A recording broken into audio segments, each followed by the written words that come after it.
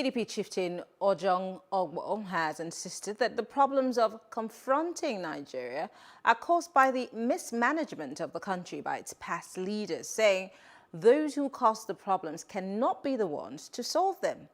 Now I ask, can Nigeria's problems be solved just by young leaders?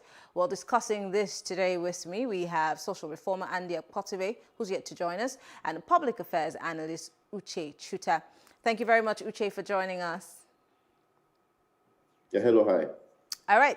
So, Uche, my first question is, there seems to be less youth representation in the country at all levels of government. And, I mean, even with the Not Too Young to Run bill that was signed into law by Mr. President before the 2019 elections, there still seems to be, you know, less and less younger people in government. But even when you have young people that are serving in government, especially the ones who are anti-establishment, they hardly go far. What do you think is responsible for that?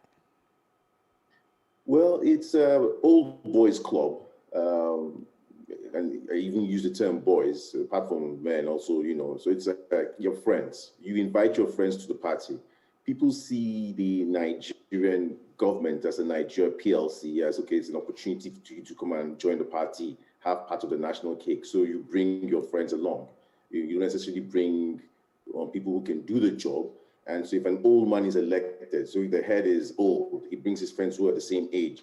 And his friends who are the same age, in turn, bring their own friends who are almost the same age. So, you know, so before it gets down to the last layer, the age is still very high. So that's just basically the issue. You know, the president is old. And that's what happens when you have an old president whose friends are old. You can have an old president whose friends are young, and then you can see it ripple, you know, there's a ripple effect down. So that's basically what it is in Nigeria. I mean, we have old presidents in the US. I mean, Joe Biden is not a young man.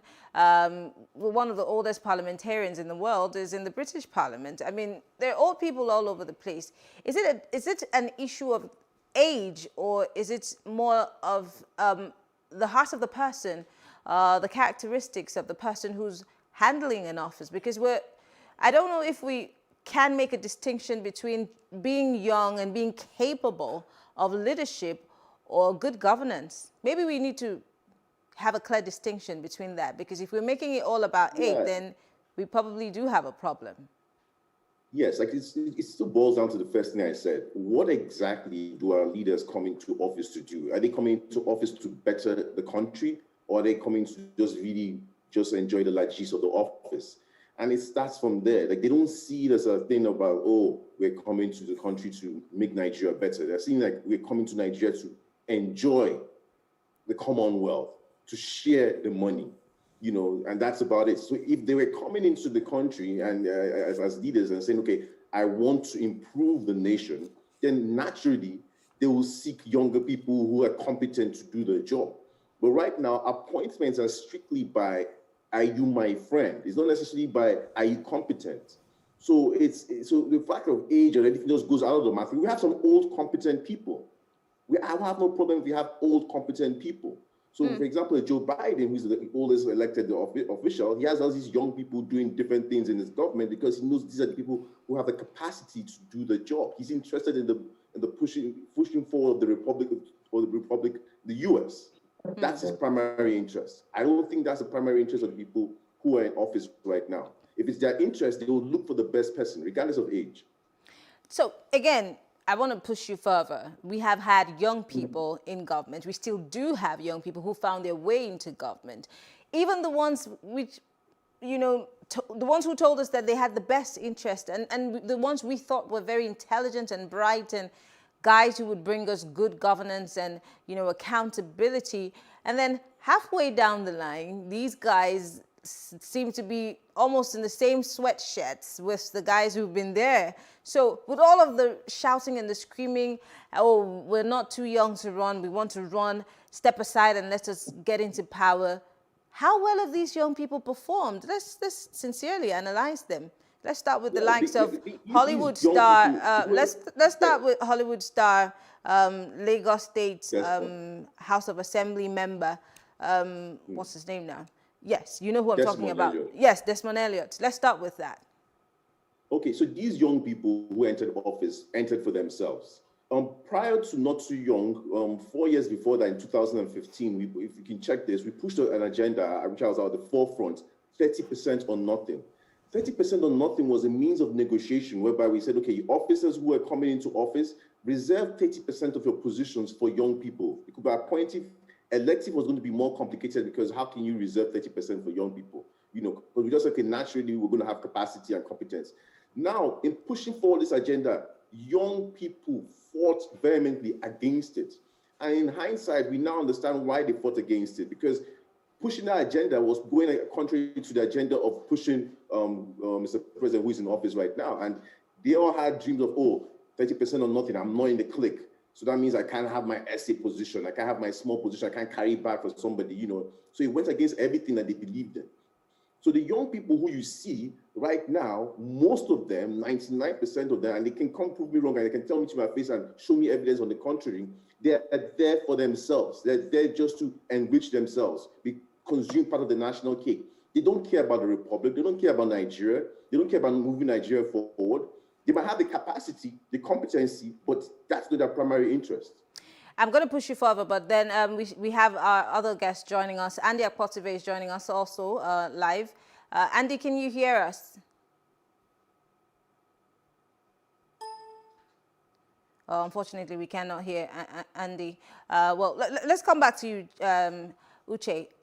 Now, as much as we would like to say that these young people that you're referring to who are there to fill their pocket, they are a representation of us, the ones who maybe have the willpower and, you know, the best interest of Nigerians at heart. So why would anybody else want to let a young person back in office when we have seen what these young people that have found their way into office are capable of? Why would I want to throw my weight behind these young people? And let's not forget, even the case of young people who are still standing up against bad governance, corruption. Look at what happened in October of 2020 with the NSAS protests. Young people were still co-opted to fight against these young people who had the best interest of Nigerians at heart. So really, are we ready for leadership in reality, seeing that the people who were maiming unarmed protesters, people who were coming to disrupt those protests, were young people like us? So really, is there really hope for us? Yeah, it's a complex issue. There are multiple dimensions. There are two things I'm going to talk about: godfatherism and poverty. But I'll start with the godfathers. These young people who manage to enter into office know that they owe their allegiance to whoever placed them in office. And it's usually these godfathers who have the same kind of interest. And they won't select someone like you or myself, you know, who they feel, the person is going to get there, is going to fight against the system. No, they will never select someone like that, you know. So they have to, you know, play to the tunes of whoever appointed them. And another thing is poverty. There's so much poverty in the land whereby people throw away morals, people throw away the fact of what's right and wrong, and they just put everything by the side. You know, like they're just looking for that daily bread. Some of the people who were paid to disrupt the protesters were paid small amounts like 500 naira. Some of them even worked on credits, meaning they disturbed the protesters, committed acts of violence against protesters, and they were not even paid in advance. People who gave them the money ran away with the money to pay the hoodlums. You know, so it's a combination of issues: poverty, godfatherism. I don't see the end in sight. I don't see, unless our electoral act, for example, you know, is basically reformed and we can actually vote for people and not godfathers putting young people into office. If young people put young people into office, they will be accountable to young people. But a situation where godfathers put young people into office, they will always be accountable to the godfathers themselves. One last question, because we're out of time. Let me push you on the establishment now. For example, you made reference to you and I. I would never run for an office, by the way. But you did run for governorship in 2001, if not 2011. 2015. 2015, perfect. If you were to run for office, and I'm using you here as an example, I'm not saying that this is who you are. There are people who say that it's not necessarily the man who's bad, but the system. For example, the civil service, it's not the commissioner or the minister who's bad, but the people who are civil servants who are career civil servants. They're the people who say, well, this is how things have always been done, so this is how you do it. And so the system sucks you in.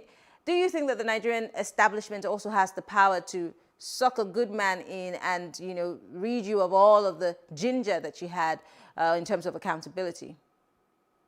Yeah, I can say they can't suck you in. I use myself as an example. I also worked in the public service too at some certain points, and because of my stubbornness on not being able to, not succumbing to that, I couldn't exist in the system, till now. However, it's a fight, but we have to put the fight. Nigerians are good at heart. I'm sorry, I really believe in Nigerians. I really believe, regardless of how rotten the system is, if you give them a superior argument on why things should be done properly, why we should try and move forward the republic, why we should make Nigeria a better country, people will buy into that. No one has sold that vision to them. No one has sold that dream to them. No one has made them see reason that it is important to do the right thing. They haven't sold that yet. Interesting. In closing, finally, do you see young people gearing up sincerely for 2023 after what happened with young people being termed as terrorists after the protest, with people who have died and not been accounted for, with the whole thing just swept under the carpet? Do you see that eagerness to want to really fight for the soul of this country and our democracy going forward? No, they will fight. 2023, they will fight. The elites and the establishment know that the young people, they were surprised by the fights in October 2020. They were surprised. They didn't expect that coming. And I'm sure young people are galvanizing, planning, and trying to push again. They might not be successful, but they will fight. We can't give up. Nigeria is the only country most people have. They don't have the opportunity of being able to enter a plane and fly out of the country. So they have to fight for their country. They will try again in 2023. And of course, the people who are up against them are stronger than them. They have the army, they have the money, they have everything, but young people will still fight, regardless. That's, right. What else do you have to live for again? Uche Chuta is a public affairs analyst. Thank you very much for joining us on The Conversation. Let's hope for the best in the future. Well, thank you for staying with us. We'll take a short break now to see what Nigerians have to say about young people taking the reins of power and, of course, the reviewing of Nigeria's constitution. And when we come back, I'll give you my take.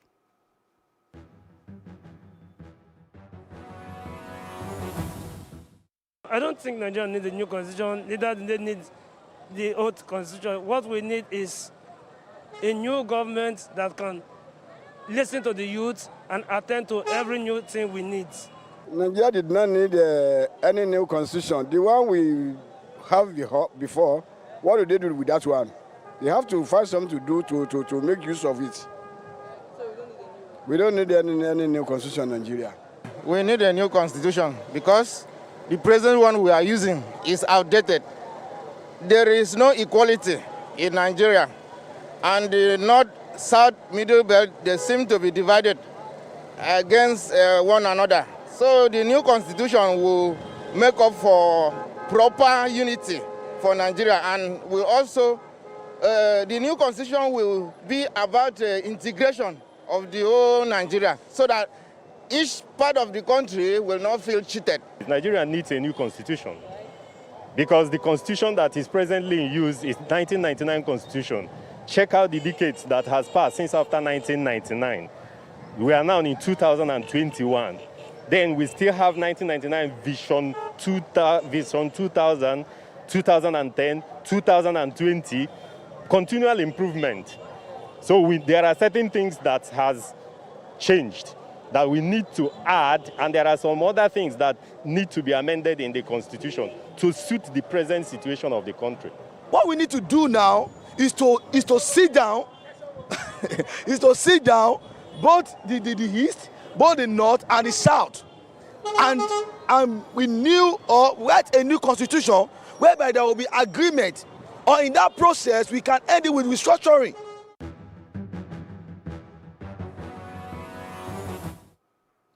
It's time for my take. Governance and leadership is about the people, obviously, which means those to be governed have to be top on the list of a politician's priority. But in our dear country, the politicians are most interested in their self-interest than serving its people. Now, talking about the Constitution here, we need to review our Constitution. We need to look at how best we can change the things that are not serving us as a country. It's a democracy. We cannot be pouring new wine into an old wine bottle. We need to change the scenario of things. Again, the issue of security votes, the only thing that we can never talk about or never question, has to be addressed. We need accountability at all levels. We know that issues of security are, sacred. There's certain things that cannot be divulged, but we need to know where our monies go. We are taxpayers in this country. We have every right to ask questions. Our politicians, our legislators, even the judiciary, all have to come to a table and talk about the way forward, how we can address our situation as a country, how best it can serve us. If we want to do a unitary government, let's follow it to the letter. If we're saying that we want to take power away from the center and give power to the states, let's do that. But whatever we're doing, we need to make sure that it's in the best interest of Nigeria and Nigerians. I am Mariana Kun, thanking you for watching the show. Have a good evening.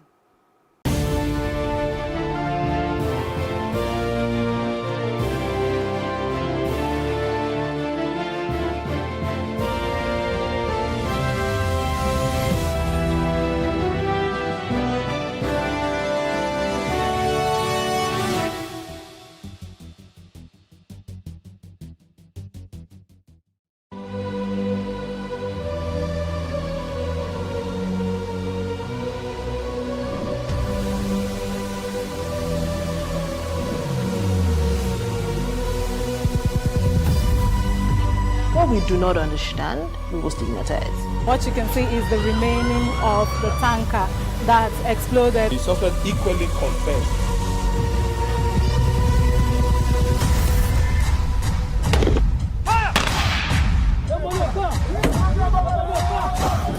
Now 500 naira they collect them. If you no talk, then go beat you. Now 2,500 they pay.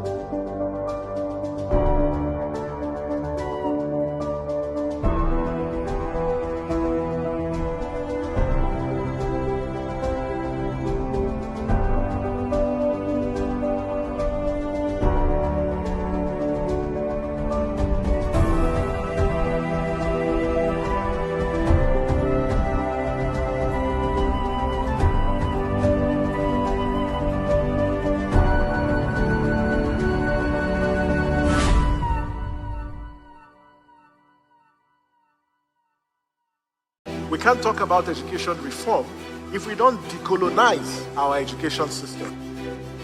What we do not understand, we will stigmatize. Because it's just cultural. And I think it's just human nature. They stop paying us salary. I don't like remembering it. I am angry at Nigeria. I'm angry at this government which seems to be letting us down. I'm angry at us as a people. In the process of struggling to free myself from his hand, he tore my pants and he raped me. Yes, I commit the offense truly. Young girl, do you know where you are going? I say, I'm going to America. I say, now so that they talk, you are going to Libya. Which America? As it then mark our place, some people they die now. This is Plus TV Africa. Big stories live here.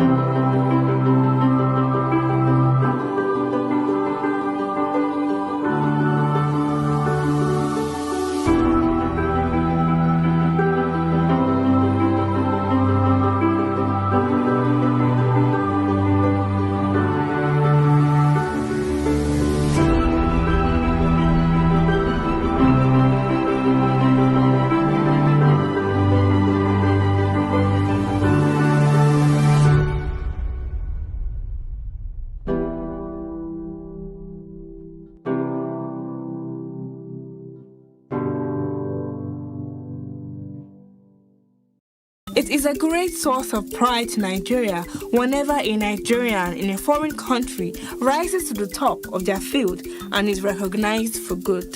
Here are a few of such Nigerians. Oye Obolewa is the first Nigerian-born Democrat that has been elected as a shadow United States representative out of the District of Columbia. Based on the result, Oye had 82.65% of the votes, which represents 135,234 votes against Joyce Robinson Paul. Oye was congratulated by many, including the Nigeria in Diaspora Commission, NIDCOM. His father is from Kwara State and mother is from Oyo. He holds a PhD in pharmacy from the Northeastern University, Boston. He will be representing the District of Columbia under the Democratic Party. Esther Agbaje. Born to immigrant parents, Esther has been elected into the Minnesota House of Representatives in the recently completed United States general election. In the election, Agbaje won by a total of 17,396 votes, which represents 74.7% of the total ballots cast. She will represent District 59B in the 134-member House on the platform of the Democratic Farmer Labor Party, an affiliate of the Democratic Party. She has a degree in political science from George Washington University, Washington, D.C. Oyema Ogbuagbu.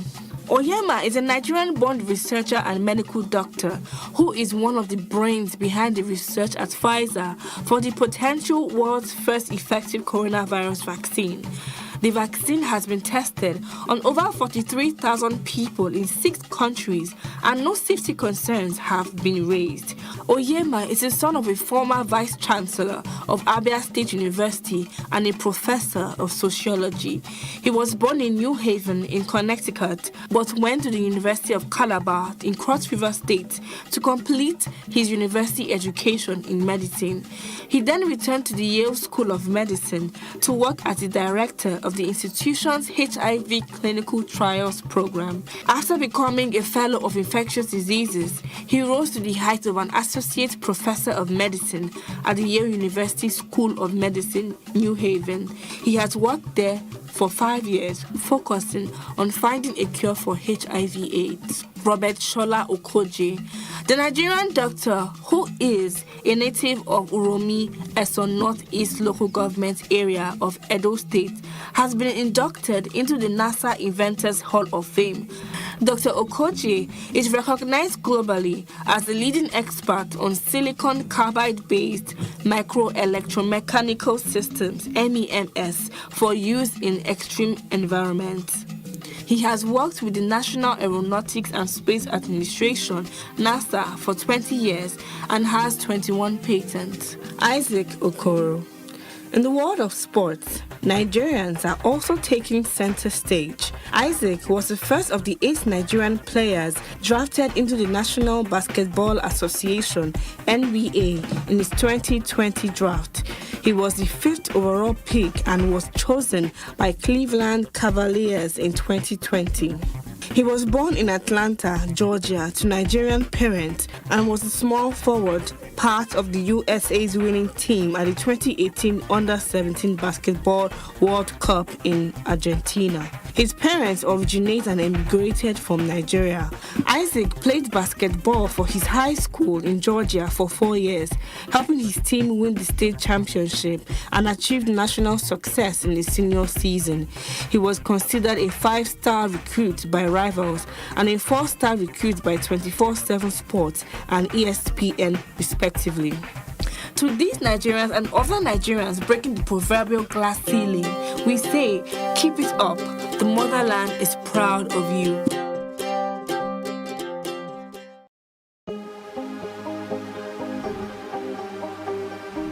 This is it for upcoming artists to blow in Nigeria.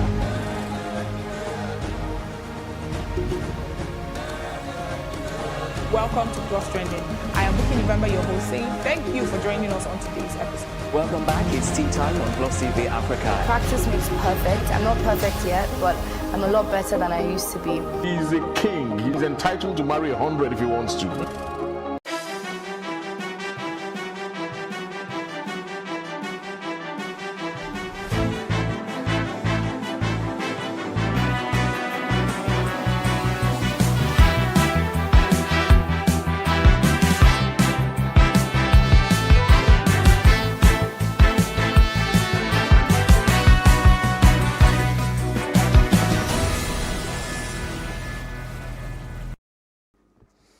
Hello and welcome to What Are You Saying?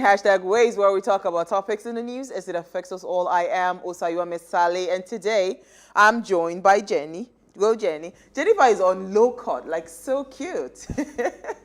I said, this 6'2". By the time I was just coming, who is this person trying to dwarf me, for goodness sake? I thought I was a tall person. I find it funny that a lot of people who have known me for years are still not used to my height. Like it's not something I keep shocking them every day. Yes, so it's amazing, but I was wondering. I said, who is this person trying to dwarf me? For goodness sake, I am 5'11". I try. Well. Do we have Temi? Temi's joined us via Zoom. Temi, are you there? Hi, Uwa. Hi, Jennifer. Yes, I am. Hi, Temi. I hope our network will cooperate today. This is our Ibadan. How are you? How is Ibadan? Ibadan is fine, thank you. And how was your training? I don't think we've seen after your training. We have. I think we have. Really? We haven't spoken about it. I was going to share pictures with you of the conference center where I eventually used. Wow. But I'll send it to you later on. You see that it was really nice. It went well. Thank you so much. So I should stop yabbing your Ibadan people. Yes. All right, so today we have an interesting conversation. We're discussing this NIN. We were just wondering what's the essence of having a national identification number, right? Yeah. This is coming off of the back of the conversation we had with our CEO feature for the month, Uzoma Dozie, when he said that an identity can simply help you with your credits, to be able to access credits, So it's very important, very interesting. So that's the conversation we're having today. And here's what we found as today's quote. You can't build a society purely on interest. You need a sense of belonging. So that sense of belonging is your identity. So why should I be identified as a Nigerian? What should be the benefit of having a national identification number? That's our conversation for tonight. And Ikemesit is here to discuss this. But first, we'll take a break for what's in the news.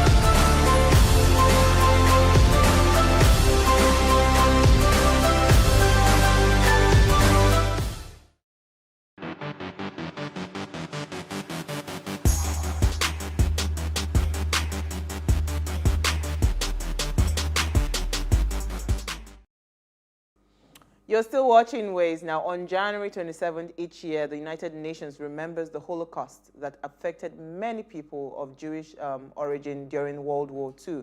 This day is called the International Day of Commemoration in memory of the victims of Holocaust.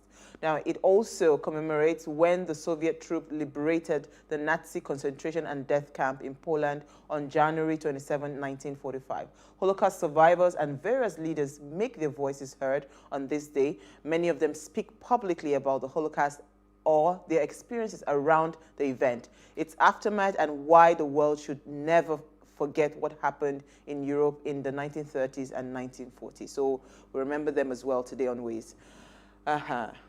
When they were killing people anyhow. When I read it, I was just, whew. Thank God I didn't come in some errors. That's all I can say. But let me come to, I don't know who I'll come to first. Let me come to Temi, or Jennifer rather. Let me come to Jennifer. What did you find for us in the news? The court admits more evidence in Naira Marley's fraud trial. Okay. So apparently, Naira Marley has a standing case that has been on since 2019, and he was arraigned on 11 counts of money laundering and internet fraud. So a new evidence was presented at the court, and his lawyer objected to it, but the judge who was sitting on that day said he overruled the judgment, or he overruled his appeal. Yeah. And he said that the evidence was admissible in court. But he planned to move it to a new trial date, but the date that he presented, Naira Marley's lawyer was nowhere to be found. Yeah, he wasn't in court that day, and they had to adjourn the trial to a new date. So apparently, he's still being charged to court. So until then, before we know if he's actually guilty or not. But they asked him, I think in 2019, when they asked him then, he said he was not guilty. But now that there is new evidence, it means that the case is still on. You know, I had a very interesting strategy meeting today, very long strategy meeting with someone, you know, that's trying to rub minds, consult for us and all of that. The guy was talking about the most booming industries right now in Nigeria, and this is backed up with data. Backed up with data and fact. It's fraud, that's this Yahoo and runs. Those are the most booming industries right now. In fact, when he broke it down for me, I said, oh my God. You know, with data and confirmed facts, you know, I say, hey. So all of a sudden, crime is so juicy to do. It is. Very juicy. They also even mentioned that when they searched his apartment or his house, they found 2 ID cards that did not belong to him. The credit cards rather, and they bared American names. Whoa! So they were not even Nigerian names. They didn't belong to him. So how did they find its way to his house? 2 cards that bore different names, Americans. Yeah. Oh, okay. Tell me, you wanted to come in? Oh, well, I didn't plan to, but there's some evidence, and then you find that the other party is able to bring up other facts to show that even if an evidence is admissible, it doesn't go to prove that the person is guilty. And this is actually, fraud is criminal. It is not just a civil case, it's a criminal matter. So let's see how this case goes in court. We trust that we take the full course of justice, and then we'll eventually see the result of it. But tell me, let's just follow the proceedings in court. Tell me, this one that you are a lawyer, I'm happy you are helping us to not be emotional with the conversation. Let us wait. But I want to ask you a question. This lawyer not showing up in court, you know, is there a penalty for that? Okay. So, well, there are many reasons, for example, for a lawyer not to show up in court. You know, so for example, I could just, what if it is possible that, I hope this is not what happened, but what if it is possible that the lawyer was on his way and he had an accident? Okay. There are too many things. Usually, if it's a consistent habit of a lawyer. Oh, we're losing Tammy. We're losing her. Okay, we'll try to reconnect with her. And her story was supposed to be on NIN. But my story is actually very interesting. I saw something, maybe we'll try to reconnect with her. Before I finish my story, hopefully we'll get her back. WhatsApp status. I woke up this morning and I just saw on my status, I saw WhatsApp now, what's it called, projecting status. Say WhatsApp is now on status. We'll let you know about the new features and the updates here. So now say one thing that isn't new is our commitment to your privacy. At least they are showing us that nobody's monitoring us. And they said WhatsApp can't read or listen to your personal conversations as they are end-to-end encrypted, like we already know. Then stay tuned for more details with the gift box. I'm wondering, okay now. So the reason I actually chose this story, you know, because we've been talking about, there was a time we had a guest that talked about e-commerce and all of that. You do not know how powerful your WhatsApp status is in terms of, because those people, first of all, on your phone, especially when you are like contact only, can see your WhatsApp status. You know, those are the closest people to you. I know several times that I've posted some things on my WhatsApp status. I mean, when we ordered the barbecue on my, which day was it when we ordered barbecue, the ribs and all of that, I put it on my status. Do you know how many people reached out to me you know, the client got a lot of sales. So imagine if we start to truly take our status like a business platform, especially with all of these things going on, and we're saying that, oh, digital technology and all of that. People do not really pay attention, but WhatsApp is actually a massive business tool. It is actually. Yeah, it's a massive business tool. And because those people are close to you, they get to immediately say, please, I need this thing. So you are like a connector. Even old contacts that you've forgotten about, and they check your status. Oh, you have this. Oh, you do this. Oh, how are you? Long time. It's amazing. But there was something that struck me. They said that they're committed to your privacy. We don't listen to your conversation. And I feel like is what has been going around, especially about Instagram. Because there's this funny thing about Instagram. You're having a conversation about buying a particular thing. Next thing, the next sponsored ads. Is that particular Instagram. It's so true. So I feel like that's what WhatsApp is trying to hammer on. I get that, but because WhatsApp was trending on Twitter, they were trending, and you know it was somebody did. I mean, they did a very caricatural image of Facebook and WhatsApp. They say, we do not we don't monitor you, because the truth is, I mean, this thing happens all the time. There was a time I wanted to get something like, you know, we're very hairy in my family, so I was telling my sister, instead of all this stress all the time or the painful waxing and all of that, I saw something on Adriana's post. It was a laser, kind of handy laser, whatever, for hair removal and all. So I sent it to my sister. After I did that, if you see the number of sponsored ads that were just coming. Exact same thing. I need an explanation for that. And I'm sure a lot of us actually have questions. So that's where when we had Shola Moshola, he was talking about AI. So I think it's just data. They collate that. So once you click on that thing, you know, it is registered. So if you notice, for instance, you're shopping on Amazon. If you notice, when you buy something, they'll tell you, oh, there's since you're buying this, you might likely like this, right? No, they'll say you might likely like this. And truthfully, when you like that one, they will suggest another one to you. So they follow to understand your customer behavior. I get that. I know that there are people that have liked a particular post, and after a while, Instagram gives you sponsored ads that look like what you've liked previously. But I was having a conversation with a friend. We have not checked. We have not liked anything. We had the conversation. She went on Instagram. Immediately, she called me that, this thing that we're just talking about, Instagram just showed me. Okay, somebody's monitoring us. Exactly. So somebody's monitoring us. Do we have Temi back now? I don't. Oh, okay, quickly. Yeah, can you quickly take your story quickly? Okay, yes, great. So the Minister of Communications and Digital Economy, Dr. Issa Pantami, the news says that he has prevailed on members of the NIMC chapter of the Association of Senior Civil Servants of Nigeria so that they will shelve their planned strike. You remember that they gave a 21-day ultimatum and said they were going to go on a strike if their grievances were not resolved. But the news today says that they will be holding on with that, as the government is promising to look into their grievances already. So it looks as if they would likely not go on the strike any longer.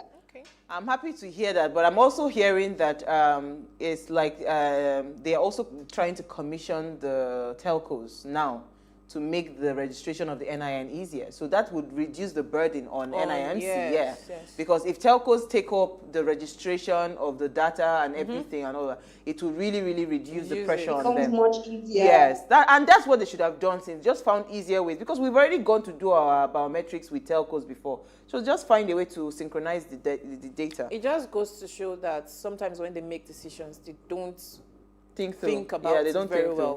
They don't break it down to look at the pros and the cons. They just run with it. Absolutely.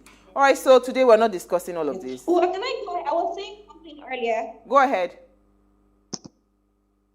Okay, I was saying something earlier before the network decided to misbehave. Go ahead, quickly. So you were talking about how that lawyers who don't do their work could be punished, or if they could be fined or something like that. Yeah. And then I was saying that, like, under the RPC, a lawyer owes his client the duty to be devoted to his work. Yeah. And that's very important. So, for example, if a lawyer is not doing this, you could report the lawyer to the Legal Practitioner Disciplinary Committee, and the lawyer could go as far as, like his license being revoked, facing a committee and being punished. So there's punishments for those kinds of, doing what he's supposed to be doing. Okay. But I was just saying that, in such a situation, in this particular situation, for example, you really can't tell. It's one matter. In other situations, not this one, for example, it may be possible that the lawyer has not, they say he has not perfected my brief, means that, or the client has not perfected my brief. Or maybe sometimes the client hasn't even paid.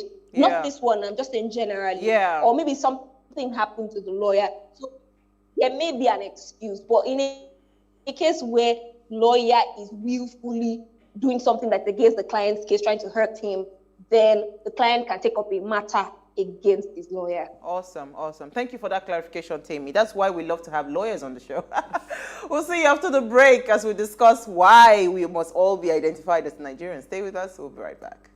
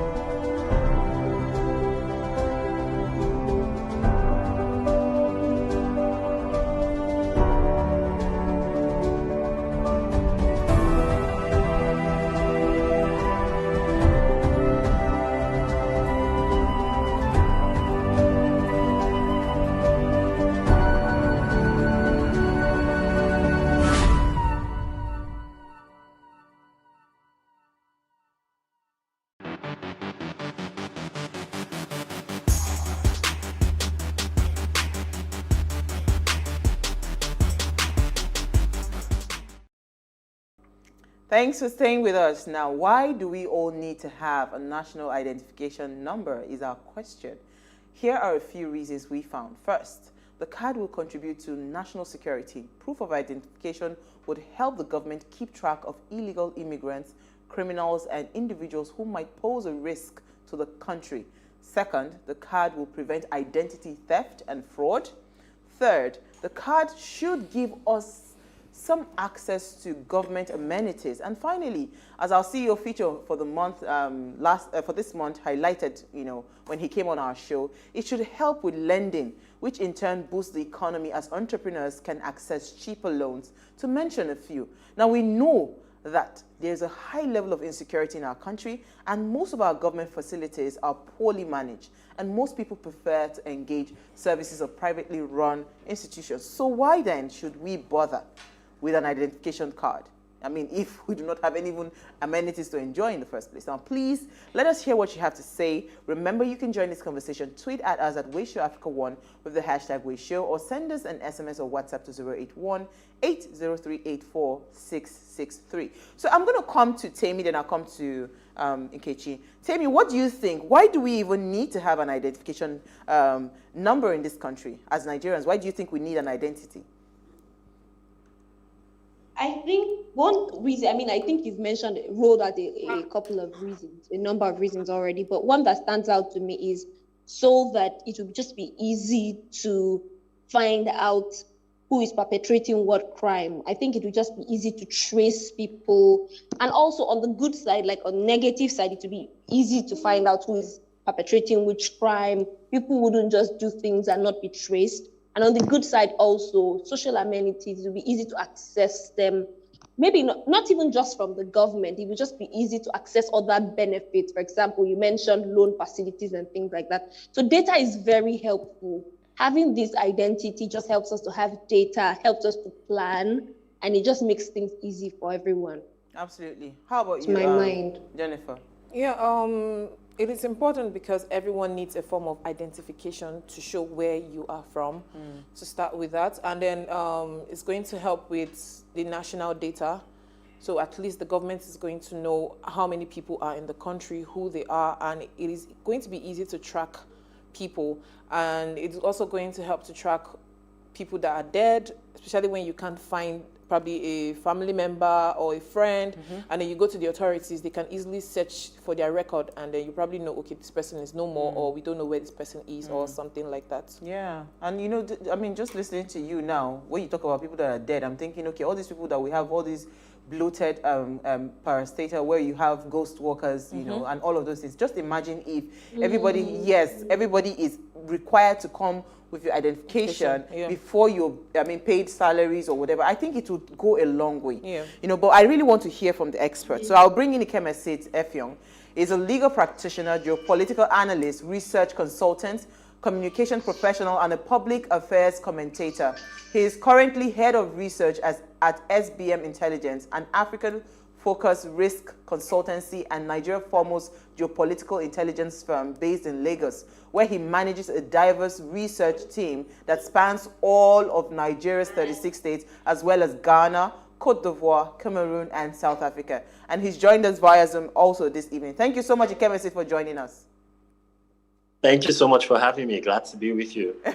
So you listened in on our banter and what we talked about. You know why we need it, because the government came up to say everybody needs to go and get registered, but I see there's a lot of resistance, right?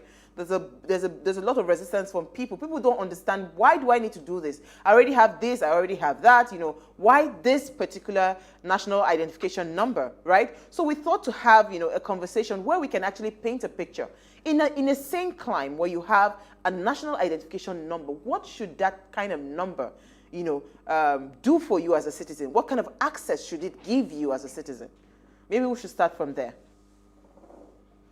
Okay, great stuff. Thanks for having me once again. So ideally what a national identification number should do is that it should be your personalized portal towards operating in the modern world. It's very hard to organize modern societies without being able to track, you know, how people move, what transactions they are involved in, you know. I mean, again, it's good for governance, it's good for regulators, it's good for policymakers to be able to have a very good, you know, very good sense of how the economy is operating and how the country, you know, operates. You think about how we calculate, you know, GDP figures, for example, or things like inflation, right? It's hard for policymakers and statisticians and people who are watching the economy to adequately plan if you don't have a sense of what people are up to. And you know, the logical starting point for that is to figure out how many people exist, right, in the first place. So a national identification number should be a conduit through which all of your interactions, how an individual, you know, is situated and what, you know, her position is in the economy, right, should be. Right. So you look at how Social Security works, for example, in the US or similar other efforts at data organization, you know, in advanced countries, right? And what happens is, you know, a citizen has a number which serves as a reference point for accessing government services. Yeah. Right. And then what the private sector often does is, you know, is that they follow, you know, the dance and the beats, right, of policymakers, right? And so if you know, regulators, if the government, right, if policymakers, you know, say that this is a substantial,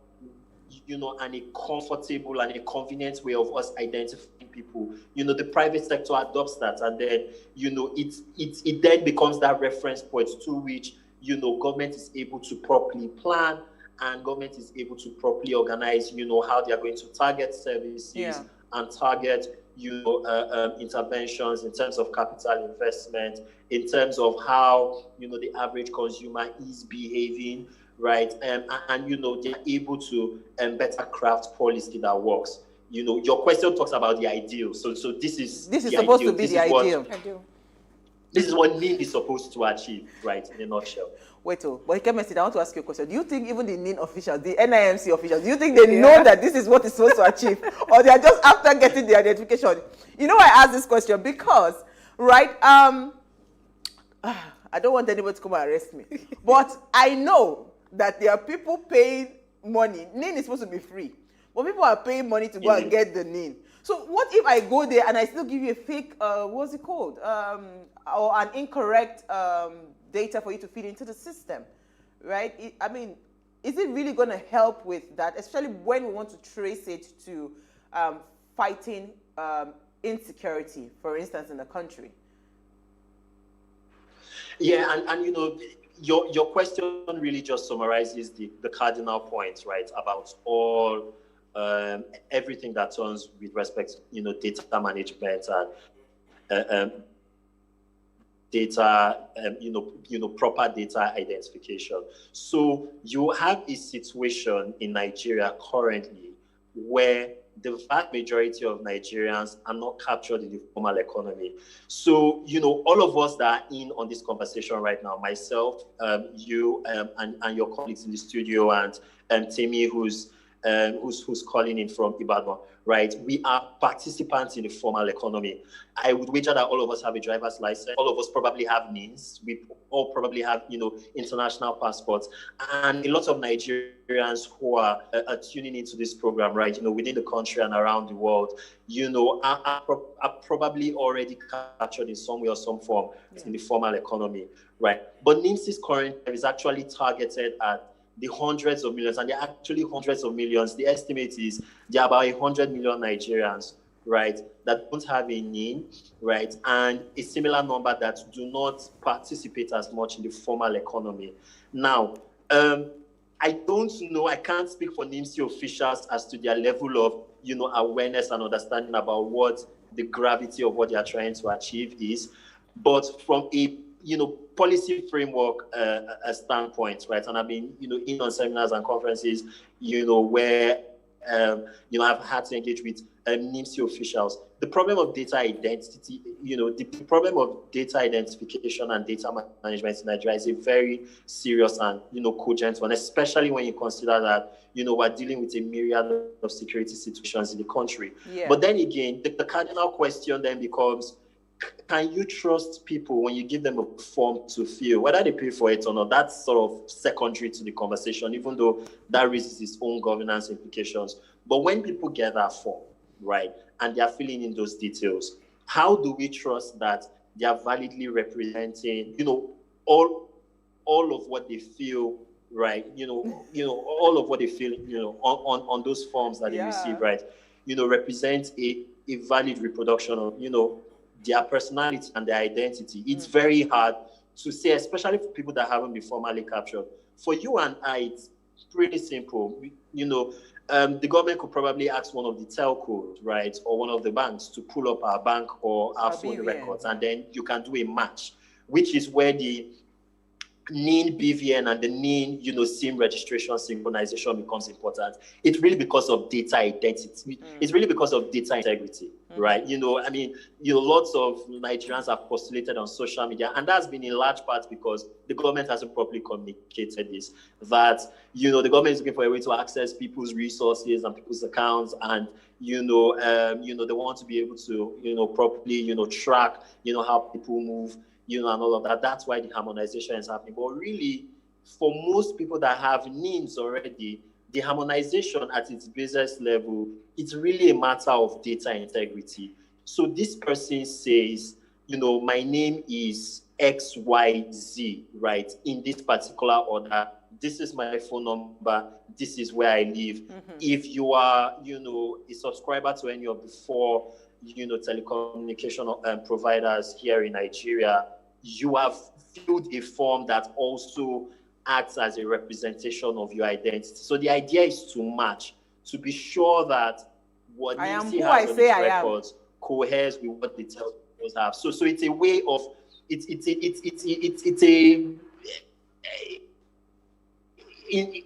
its roughest sense, you know, it's an attempt at, you know, instituting checks and balances to be sure that, you know, both databases, you know, are correct or are up to date. Because I mean, people move, people get married, people change their names, and, you know, their identity is something that's always in a state of flux, really, right? So, you know, most times when one person, you know, represents themselves in 2 different ways to do 2 different people, you know, most times we're quick to, raise up the suspicion of fraud. But in many cases, a person's identity might change. I mean, if you get married, oftentimes in this country, especially as a woman, your surname changes, for example, right? So that's really what the harmonization is really supposed to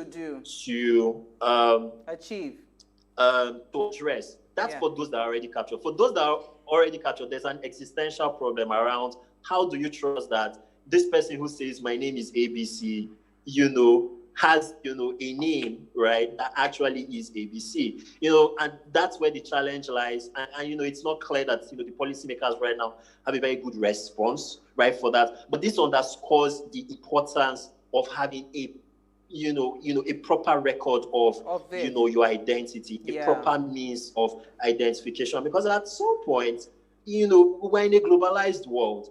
And there are many things right now that can happen without you properly identifying yourself. You can't get on a plane. You can't get a scholarship. Oftentimes, you can't get into certain institutions, right? Of higher learning. So there are so many benefits. Of higher learning. Almost educational institution right now, without having, a form of identification. So it's really important, right, that as we're trying to grow and build the economy and create opportunity for Nigerians, right, to provide for themselves, to feed their families, to build businesses, and to create jobs for everyone, the question of identification will become even more relevant. Absolutely. So that's why we're trying to address that now. We're not doing it in the cleanest or in the most efficient manner. But it's still better done than not. Okay, so let me let because Temi and Jennifer, I'm sure they're itching to ask, because let me come with Jennifer first. I'll come to you, Temi. Hi, Kenesit. Okay, so it was mentioned earlier that the government wants the telcos to get involved in the NIN registration. And I think if for all we know, we have those little shops around the states where if you get a new SIM, you can just quickly register your SIM and all of that. Now, when you go to NIMC office, they use some certain equipment when it comes to the registration, you're capturing and then printing of your temporary, and all that. your thumbprint and temporary slips. Now, how effective is it going to be with the telcos now? Do people actually have to go to their major outlets for them to get this done? Because in as much as people are going to NIMC, we're talking about overcrowding. And now that there is COVID, we're trying to reduce that. Now, if people have to go to those outlets, I'm not sure we have a lot of big outlets for these telco companies. How effective is it going to be once the telco guys come on board and then they start with the NIM registration? Okay, right. So it's a great question you've asked, right? And right now, a framework that would guide, right, how telcos are able to onboard, right, Nigerians into, into the NIMC database is still being crafted. So that's a conversation that's still happening, right? But we can talk hypotheticals, right? And with the telcos, right, they are probably best placed. If you're looking for a logical standpoint, right, for trying to capture the most number of Nigerians, right, in the most efficient manner, right, it would be through the telcos. And that's simply because they have the reach, right? And they not only have the reach, they've had, a decades-long experience, right, in trying to properly capture and identify Nigerians. A lot of the telcos have well built out agent networks. They have a very, very coherent agent structure where all you might need to do is go to the neighborhood, lady who you purchased recharge cards, or you can do a welcome back. You can do a welcome back. You can work a welcome back process from if, say, your SIM card gets missing or your SIM card, gets compromised in any manner, right? And they are able to onboard you on in a matter of minutes, right? So in an ideal sense, what the telco's participation, in this exercise would consist of would be to broaden, out the number of touch points that Nigerians can go to get themselves registered, right? So instead of all of us going to the particular NIMSI place, office yeah. or the local government, council headquarters, right? You could have a situation where if there are 100 or 200,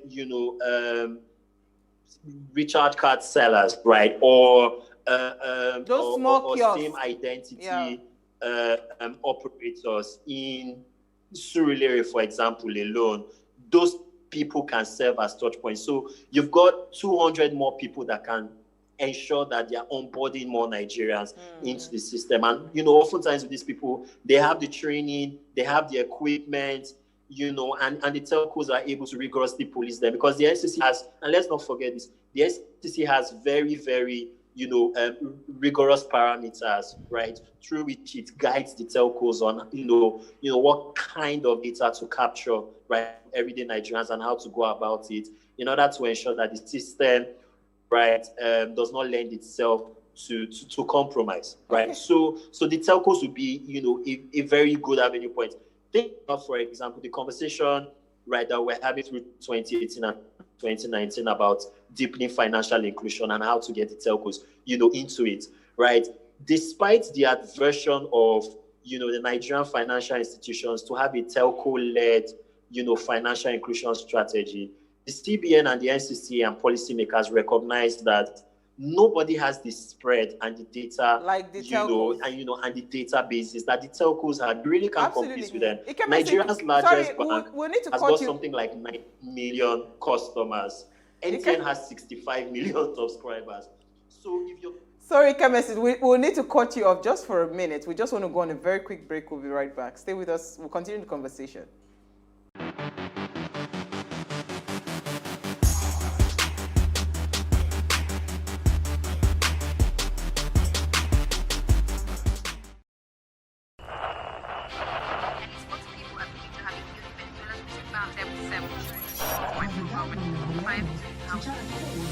Politics has helped shape the decision of the polity, from conspiracy theories to good old-fashioned comic politics. These are the result of tomorrow's election. You have it already, have you? I am not hungry. If I need appointment, all I need to do is to start praising government. Plus, politics will fill the polls of the country, from friends to frenemies, even strange bedfellows, to clones and stooges. We go beyond the rhetorics and the drama to analyze the story behind the story. Let anybody come and say. The moment we stop having charlatans occupy political offices, we will curtail hate speech. Plus Politics, not just another political show. It's about putting you, the citizens, in the know.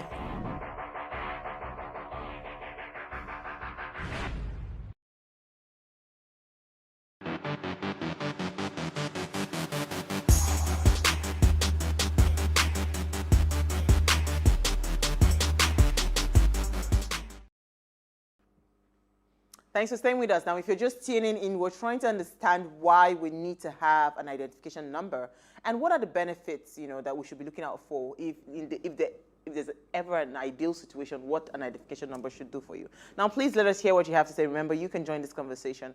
Tweet at us at WadeShowAfrica1 with the hashtag WadeShow, or send us an SMS or WhatsApp to 081-803-84663. So, Ikemesi, you were talking about financial inclusion with telcos. Can you quickly just wrap up on that? Then Temi will come in with her question.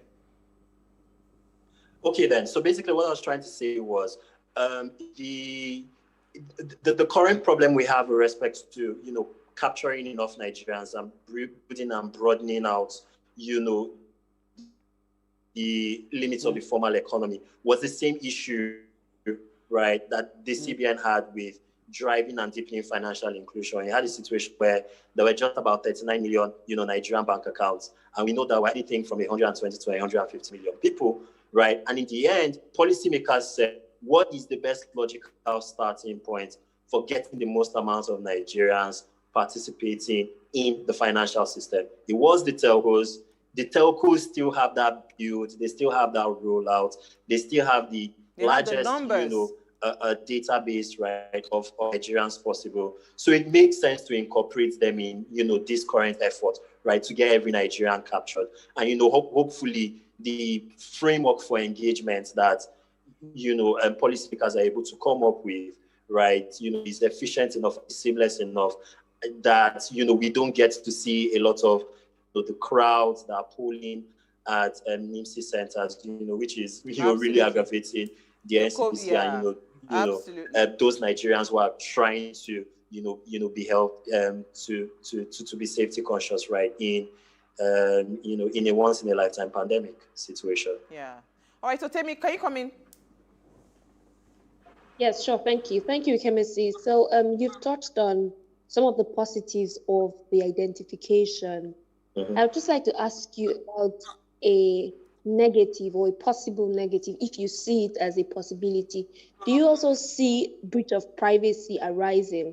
I say this because, so for example, you fill up a form, a small form somewhere for some organization, and somehow in a few minutes, you find that other people who you did not give the right to reach out to you are reaching out to you already. And that's just a little case of breach. Now there's accumulated data, a lot of data about Nigerians. Do you see that one of the negatives that may come out of this is a breach of privacy? Do you think that this is a possible factor? Fantastic. I mean, in the Nigerian context, it's always a possibility, right? Our data privacy provisions of the legal framework around that is still evolving, right? So depending on the number and the kind of lawyers that you run, into, and you ask them questions around this, right? You get varying levels of satisfaction with, sort of our current framework. Now, I know you're a lawyer, and I should say, I'm also a colleague, right? So, I understand, from a legal perspective, what sort of the privacy, what sort of the legal and privacy implications of, what we're currently doing, are, right? And again, this is where, one, having a robust framework, right, sort of at the federal level, but also at the state level, because, a lot of times you look at the legal provisions and they are geared towards managing how the government and, formal institutions use data. But very little is said about how more informal setups, for example, recruitment agencies, right? Or even, and not just the formal recruitment agencies. So how you have a small business and sometimes you put a call out, on Twitter or Facebook. With an emoji with laughter, that's Leye. Someone says, my heart goes out to, that's true, family of Ernest Azuzu. May he rest in peace. That's Chioma. Thank you, Chioma, for that. I saw the pictures today that he passed on. Then this is from Ade. He resides in the UK. He said, good evening, ladies. It's good to have NIN because it allows the government to have a good birth and death control. I mean, you mentioned death as well. Earlier. Why can't we do it online to avoid COVID-19 casualties and queue at the NIN office? I was going to ask Kemisi that. The government wants Nigerians to have NIN, but no cards to issue. Yes, because when I did mine, they said it's only slip, that they're no longer issuing cards anymore. They'll just give me the slip. So he says, I know of someone that got his NIN over 4 years now on a paper, no card issued yet. My dear, going forward, they say they're not even issuing at all. So why can't the government, that's the third question, is why can't the government use the BVN to issue NIN? Because most Nigerians have a bank account. That's Ade. Yeah. So when I went to register for my NIN, the lady, the first question she asked me was to get my BVN. So when she got my BVN, she logged it into the system and it brought out everything. So what she did with my NIN form was to double check that what I had filled was exactly, so maybe if my address has changed or some other small changes, she now made the changes, but it was from a BVN point that they fed into, the NIN, the NIN slip. Yeah. So there's a very, very interesting comment from Benson. This one is a Holy Ghost comment. Let me read it well. He said, NIN is also important to the Almighty God. Okay. To bless Abraham, he had to count the stars, that he may know the scale of what to expect and plan. Thank you, Benson. He says, is there anyone who is planning to build a new house doesn't first sit and figure the cost, so you all know if you can complete it? If you only get the foundation laid and then run out of money, you're going to look pretty foolish. So everyone passing by will poke fun or make fun of you. And he started something that he started something that he didn't finish. So you count the cost first before you go into. So NIN is supposed to be prophetic, where you know the number of Nigerians that you have, so that when you are planning infrastructure, you're building rail, like the comment that Leia said about Ikorodu, you know, transport system, rail system, the healthcare system. You know the number of capacity in Ikeja environment, so you know the capacity of hospital to build at that region. But I think we have Ikemesit back and Temi. Temi, if we have you back, let's quickly take your comment and I'll come to Ikemesit. Is Temi back, or we're still not, she's not here yet? Okay, so is the Ikemesit back? So Temi, if you can hear me, unmute yourself because we cannot hear you. Okay, so Ikemesit, are you there? Oh, okay. I think we're still having troubles with them. So, so Benson further sent another message. He says, please, what is the participation of the Nigerian Populations Commission on the NIN process? That's a jam question. We're going to ask Ikemesit. We're supposed to ask, because Ikemesit is supposed to be, in my head today, I don't even want to think it through. He's supposed to be the expert. He will tell us what he was doing. So, I mean, if you look at what the number is supposed to do for you, you know, like your social security. In fact, there was also something that we have not even mentioned. Insurance, right? Ideally, all these issues that we're talking about, high cost of health, in healthcare, education, most of these things are driven by the insurance company. But you see, I mean, if I wish Uti were here, she would tell you, most insurance company, this one will fill form today. You say, I cannot remember the date of birth that I used. You know, so the last one. Do you understand? So these are things that once we get it right, right? Because we've always said that. We always assume, oh, we are over 200 million people. Have we truly counted our numbers? It actually reminds me of when we did census. The last census I participated in, I think I was in JSS 3. I can't remember, but I think I was in JSS 3 or something. When they came to the house, everyone had to stay home, and then they did the whole calculation thing. And it was when we started talking about this name that I remembered that, oh, we actually counted back then. That means whatever figure they are putting on the internet or telling us that, oh, these are the number of people in Nigeria, it's just assumption. They're just assuming that this is what it is. I think we have Ikemesit back. Do we have Temi back now? Okay, so yes, you do. Okay, Temi, quickly take both your questions or your comments, then I'll come to Ikemesit. All right, so the first one is from Angela, and the person says, the need for identity cannot be overemphasized. I work in financial services, and this can greatly improve access to credit, which is a real-time indicator of economic performance. Now, the next comment is from Angela. She says, NIN, yes, good. Please tie it to childbirth, issuing death certificates, and so on and so forth. Let it be an ongoing process. Thank you so much. The question that was posed, Ikemesit, that please, what is the participation of Nigerian Population Commission on this NIN process? So I'll give you that question, but I want to pick from what Temi just said, because I said something. I said when the government announced that we all needed an NIN, right? Why did they not say from that February that it was announced 2019? I think that was, I believe, when it was announced. Why did they not say any child that is being birthed at the hospital should be immediately issued? And at least we know that from that date forward to today, every child that has been born in this country would have an identification number. Then we can now start gradually closing up on the gap when we backtrack to all the people that have not had it. Why didn't they do that? And what's the role of the national commissions, right, in this, the Population Commission? Okay, so to answer your first question, why didn't they do that? I have no idea, to be very honest. So first and foremost, right, the NIMSI's mandate predates this administration, predates the last one and the one before that, right? And this goes way back to, the tail end of President Olusegun Obasanjo's first term. So I personally have been captured by the system twice. I first registered for my name in 2005, I think, or thereabouts. When the very first, version of the exercise, right, was founded. So you could have had a situation where two separate pillars of onboarding are happening at the same time. The number of Nigerians that have been born between 2005 and 2020 is in the millions. Those people went uncaptured.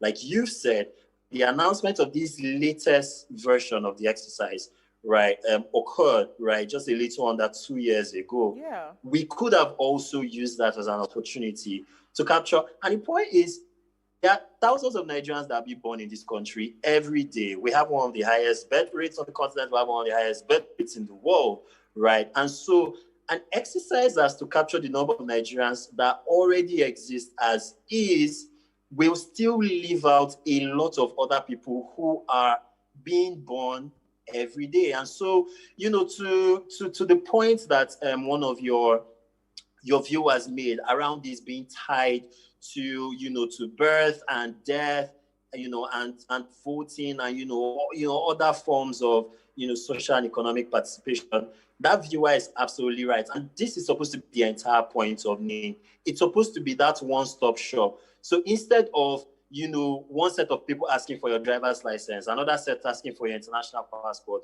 people asking for either your license or your international passport, and all identifications in between, we just have one reference point. We just have your NIN.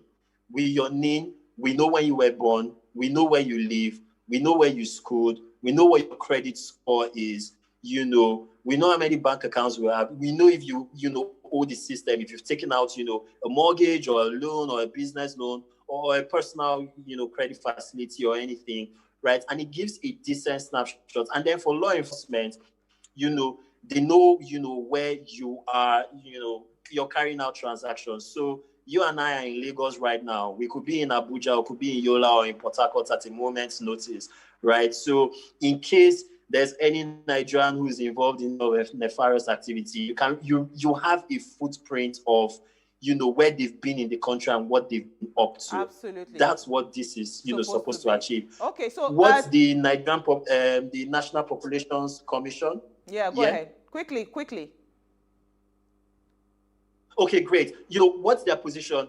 They were part of the initial pilot scheme, but it appears as though, you know, they've fallen through the cracks. And, you know, and so this is, again, for, you know, an emerging democracy like us, you know, these are part of the issues that, you know, from a policy standpoint, we need to address. How do we get all of the agencies that are necessary to solve a particular issue in the same room and working on the same problems together? So you don't have a situation where, you know, you have a Director General of the National Population Commission coming up 2, 3, 4 years down the line and saying, oh, we can't use NIN for this. That NIN is not this. You have to do another one.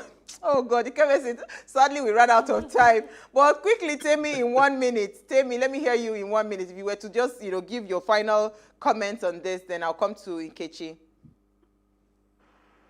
Okay, I mean, I'll just say that data is very good for planning, and so the idea of NIN is very important. But just as our guest rightly mentioned, it's also important to look into issues that may arise, like the negatives, like breach of data that would naturally just happen or may happen as a result of this. So I hope that someday we have time to take a conversation. No, we have to come back with Ikemesi for a part 2, but quickly, Jennifer. But I'll leave him to give me the final word. Okay, so NIN is important, and we've all stated the benefits of NIN. But one issue I have is the fact that we still use paper. I've had my NIN card for my sleep, I think for almost 5 or 6 years now, and I still don't have a permanent card. Anything can happen to that slip of paper. So they need to look into this and give us a permanent card. Someone says the NIN requires the NIN process requires adequate funding with the pending strike by NIN staff due to payment issues. Are the government really serious about this? If there is no funding yet, they make it mandatory. So if you were going to give a quick 1 minute advice or like 30 seconds advice to the government, Ikemesi, what would that be? You know, since we already know we've established the importance of NIN, what would that be? How can they make this process a bit more seamless? Okay, I mean, get the telcos involved, right? Let them deploy their agent networks, get telcos and, who are at the leading edge of providing financial services for people who are not really financially included. So, the PAGAs and all of the other agent commissions, right, who have very broad agent networks, get them on board to be able to sign people up, digitize the entire process. Simple. We have portable digital gear that can take people's, fingerprints and get all of this out, get paper out of the system, extend the process, make this indefinite. We don't need a deadline to make this happen. We're a big country. There are a lot of us. Extend the duration for making this. Thank you so much, Ikemesi. Better way to wrap it up. Honestly, they just need to extend it because, you can't do all of this in like 1 year. Thank you. Thank you, ladies. Thank you, Ikemesi. Thank you, Tammy. Thank you, Jennifer. Pleasure. All right, so Ways was birthed from the need to inform, inspire, influence lives towards action. And this year, we're starting our CSR focused on curbing unemployment in Nigeria. Now, if you are a company, please partner with us by allocating internship slots. And if you're a job seeker, keep watching Ways and tell all your friends to keep their eyes on Ways and follow us on all our social media handles, as this is going to be an all year round engagement. In case you missed today's quote, here it is again, very short and simple. You can't build a society purely on interest. You need a sense of belonging. So we all need to be captured in Nigeria. Our data needs to be, but we didn't even touch on diasporans. God will help us. We'll bring a part 2 of this. We'll see you live tomorrow at 8 p.m. as we bring you another great conversation. Enjoy.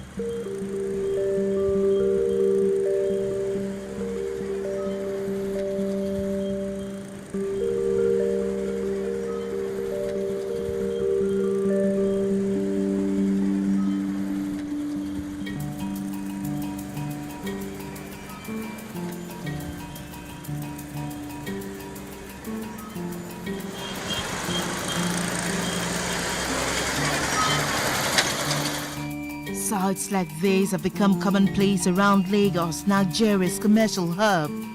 Street beggars looking pitiful, others stretching their hands, calling for alms or scuttling for limited meals or gifts handed them by gracious passers-by. However, Lagos does not seem alone in this. Ibadan, an ancient city in Oyo, southwest Nigeria, isn't left out. The pace-setter state also has a teeming number of beggars, many of them immigrants from Niger and Chad. Halima is a 37-year-old mother of this kid. Daily, she heads for the streets to make a living off street begging. Some people they give me 10 and some people they give me 20 now, 15 now. So they buy rice for Yoruba where they sell rice. She tells us that her street begging business pays off a lot in Nigeria. Nigeria good. Nigeria they give us food, they give us clothes, they give us everything. Nigeria is fine, nothing in me. Nigeria is good. I don't stay in Nigeria 3 years. Now back to Lagos at Jagunle precisely. A suburb dominated by low-income earning Nigerians is where we find Fatima, a 15-year-old who migrated from Bauchi and was introduced to a life of street begging by her auntie. My mommy don't have money. The money where she don't have, where she give us to eat. She don't have money but put us for school. Why she come dey begging? She is not alone. Her 54-year-old mom had also taken to street begging for survival. She recounts how tales of green pastures had made her migrate from her home state of Bauchi. She tells us her experience. Da yara bakwai kuma ba da kuɗi shine masababin na taho Lagos.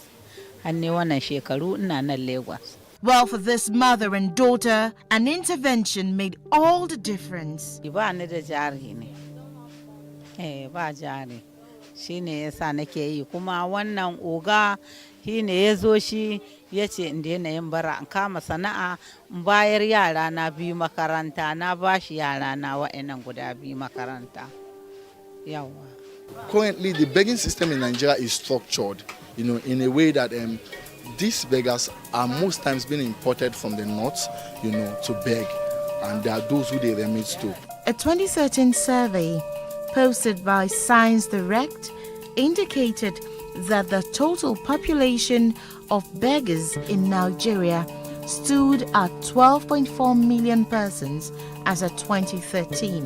The Northwest hosted 41.1%, the Northeast hosted 28.2%, the North Central hosted 12.9%, leaving southern Nigeria, including the Southwest, the South-South, and the Southeast, with 17.8%. Today, Fatima is enrolled in a school, while her mum runs a petty trade. Shekara ta 25 a nan Lagos. Ina zanne wannan ya ce shi wannan oga ya je ce bara ba kyau. Na ce bara ba kyau oga ya ce yi. Sai na ce ni na barbara na kama sana'a. Sai ya ce ki ban yaranki makaranta. Shine yara na guda biyu na bashi makaranta suke zuwa makaranta. Yawwa. To kin ji mu garinmu muna Bauchi a ƙasar Bauchi muke kuma garinmu jama'are local. Jama'are local garinmu shekara ta 55. Yawwa. To yanzu dai muna nan muna maleji a nan. Kuma a cikin hakan nan ba mu samu jari ba jari. Ba mu da jari amma muna nan muna maleji. They are thankful, but together they feel that street begging is wrong. Make them find another work. That beg is no good. Well, unfortunately, their gospel doesn't seem popular for these crop of beggars found on the other end of Lagos Island, Ajah precisely. For these ones, life seems to be about waking up each morning, hoping to get alms from sympathetic passers-by. Gwamnati ta ce za ta iya mana, kuma gwamnati ba ta iya mana ba. Mun zo muna fama ga wahala, ga rana, ga yunwa ta ishi. A cikin yaranmu da babanmu ya yi fani ne babba.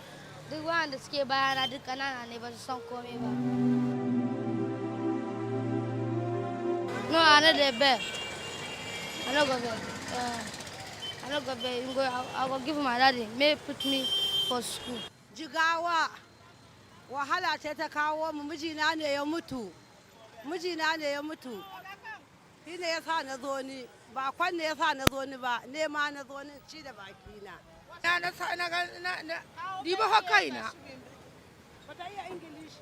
Wai diba kaina. Ba moni yunwa. Karata guda. Some of these passers-by think that street begging constitutes a nuisance. We Nigerians are the ones that are still making these guys be on the road. Okay. Normally, we should not give them money. We should stop giving them money. You understand? When we are giving them money, then we are supporting it. So when we stop giving them money, they will move. since they beg for, let's say, quite some time, and I think they should try and raise up something and delve into one business or the other rather than begging it. Why do people take to street begging? We spoke to a psychologist. Begging starts from environment where there's deprivation from basic amenities and where there's poverty. However, once the habit starts, it becomes a disease of the neural system where it becomes self-replicating.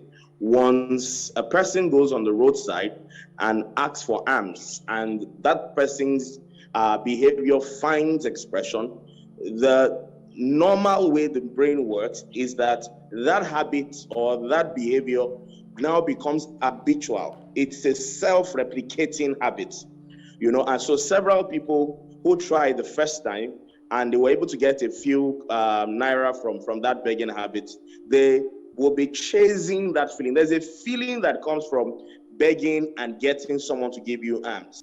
In Lagos, the number of child beggars and adult beggars, experts say, runs into over 1,000, as it would be recalled that earlier in 2020, some beggars numbering over 1,000 blocked the entrance to the Lagos State House of Assembly and the governor's office to protest against what they termed undue harassment and arrest by officials of the state government. With 3 northern states of Kano, Niger and Nasarawa recently banning street begging, the Lagos state government may not have officially banned street begging, but has constantly wasted no time to reiterate its position on the zero tolerance for street begging. It's illegal.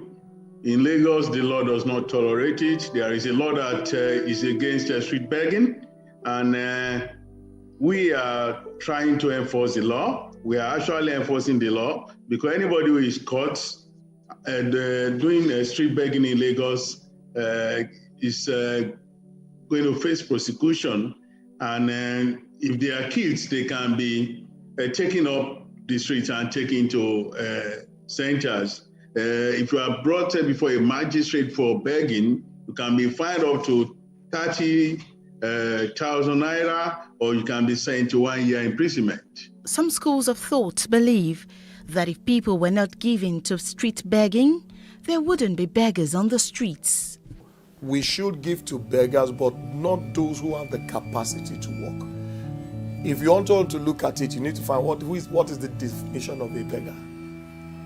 Is it somebody who is incapacitated, or is it somebody who has just chosen begging as a lifestyle? If it's somebody who has chosen begging as a lifestyle, no.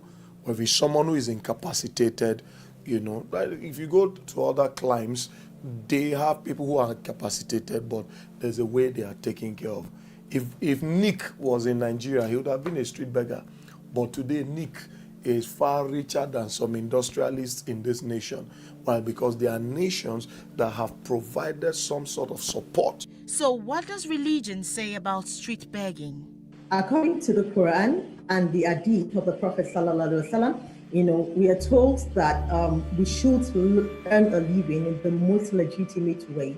So Islam does not encourage street begging. It doesn't encourage begging at all.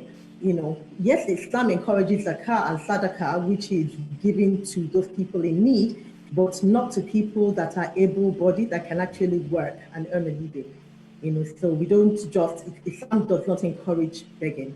Like training is a good place to start. Education, educating them to make them understand that even the Islamic religion, because you see that a lot of these people, they've been brainwashed thinking that it's okay. And even in Nigeria, because even now, we look at the people that are begging on the streets. People literally beg everywhere now, even on social media. We see people going on social media to beg in a way that maybe you call it a sophisticated kind of begging. So I think the first thing is education, to educate those people that it is not acceptable. Even the religion that they practice does not accept it. It's totally unacceptable. Some people have made a life out of begging. No, that is not scriptural. The Bible said, he that does not walk should not eat. But let him, then secondly, let him that steals steal no more, so that he can walk, so he can have to give. So we are permitted to give to beggars, provided that, or let me put it this way, we should give to beggars who are incapacitated, not those who have the capacity to walk.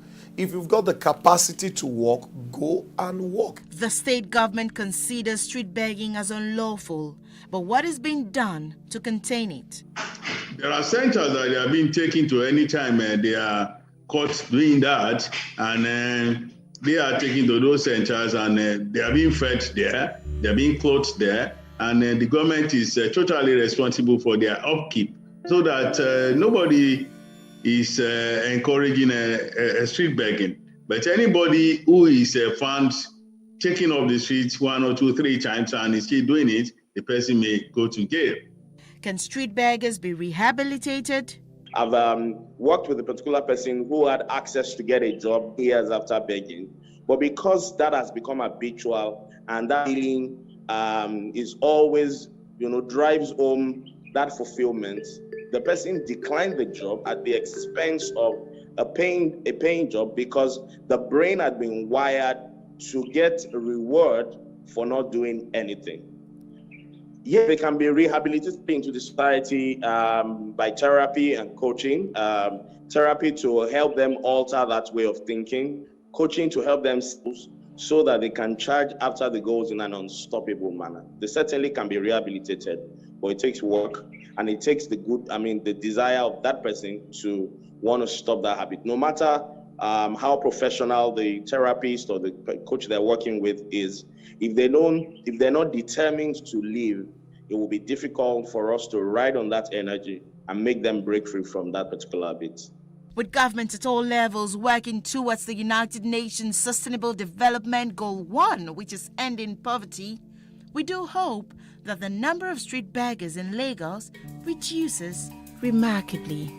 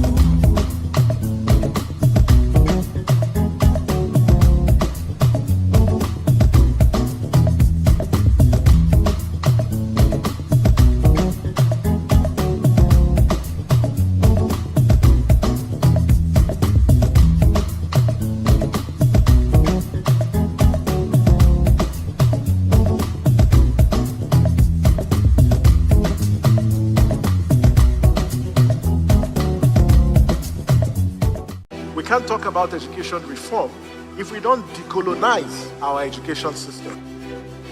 What we do not understand, we will stigmatize, because it's just cultural. And I think it's just human nature. They stop paying us salary. I don't like remembering it. I am angry at Nigeria. I'm angry at this government which seems to be letting us down. I am angry at us as a people. In the process of struggling to free myself from his hand, he tore my pants and he raped me. Yes, I commit offense truly. Young girl, do you know where you are going? I say, I'm going to America. I say, oh. Now so that they talk, you are going to Libya, which America? As it then do mark our place, some people they die now. This is Plus TV Africa, big stories live here.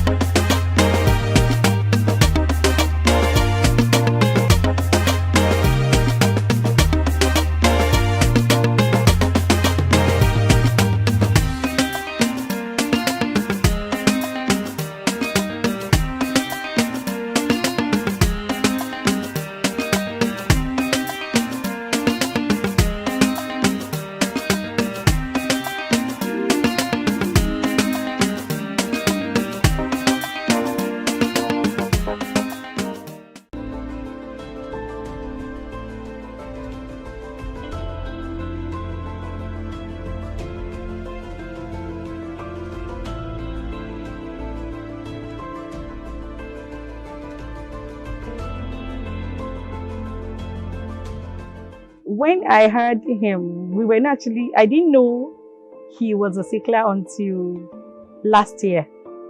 Though at birth, from birth till like age 2, he was always getting sick, always leg pain, my hand and everything. We did a genotype test, then they told us it was AA. So we didn't even think it was sickle cell anemia. So once it clocked 2, he stopped having crisis. So we continued like that until last year. It was a mistake. So it was during the exam, he now started serious, couldn't breathe properly again. Though naturally he's always been on no matter what he eats, he doesn't add weight. But for him, I knew from birth that he was a sickler. Some of my own experience are the hand pain. The hand pain, I've never experienced the hand pain. I only experienced it once after all the pains were gone. But the chest thing was the first I started experiencing. When there is a deformity in this oxygen carrying capacity of the blood, that is, there is a deformity in the red blood cells. This oxygen carrying capacity, it becomes abnormal.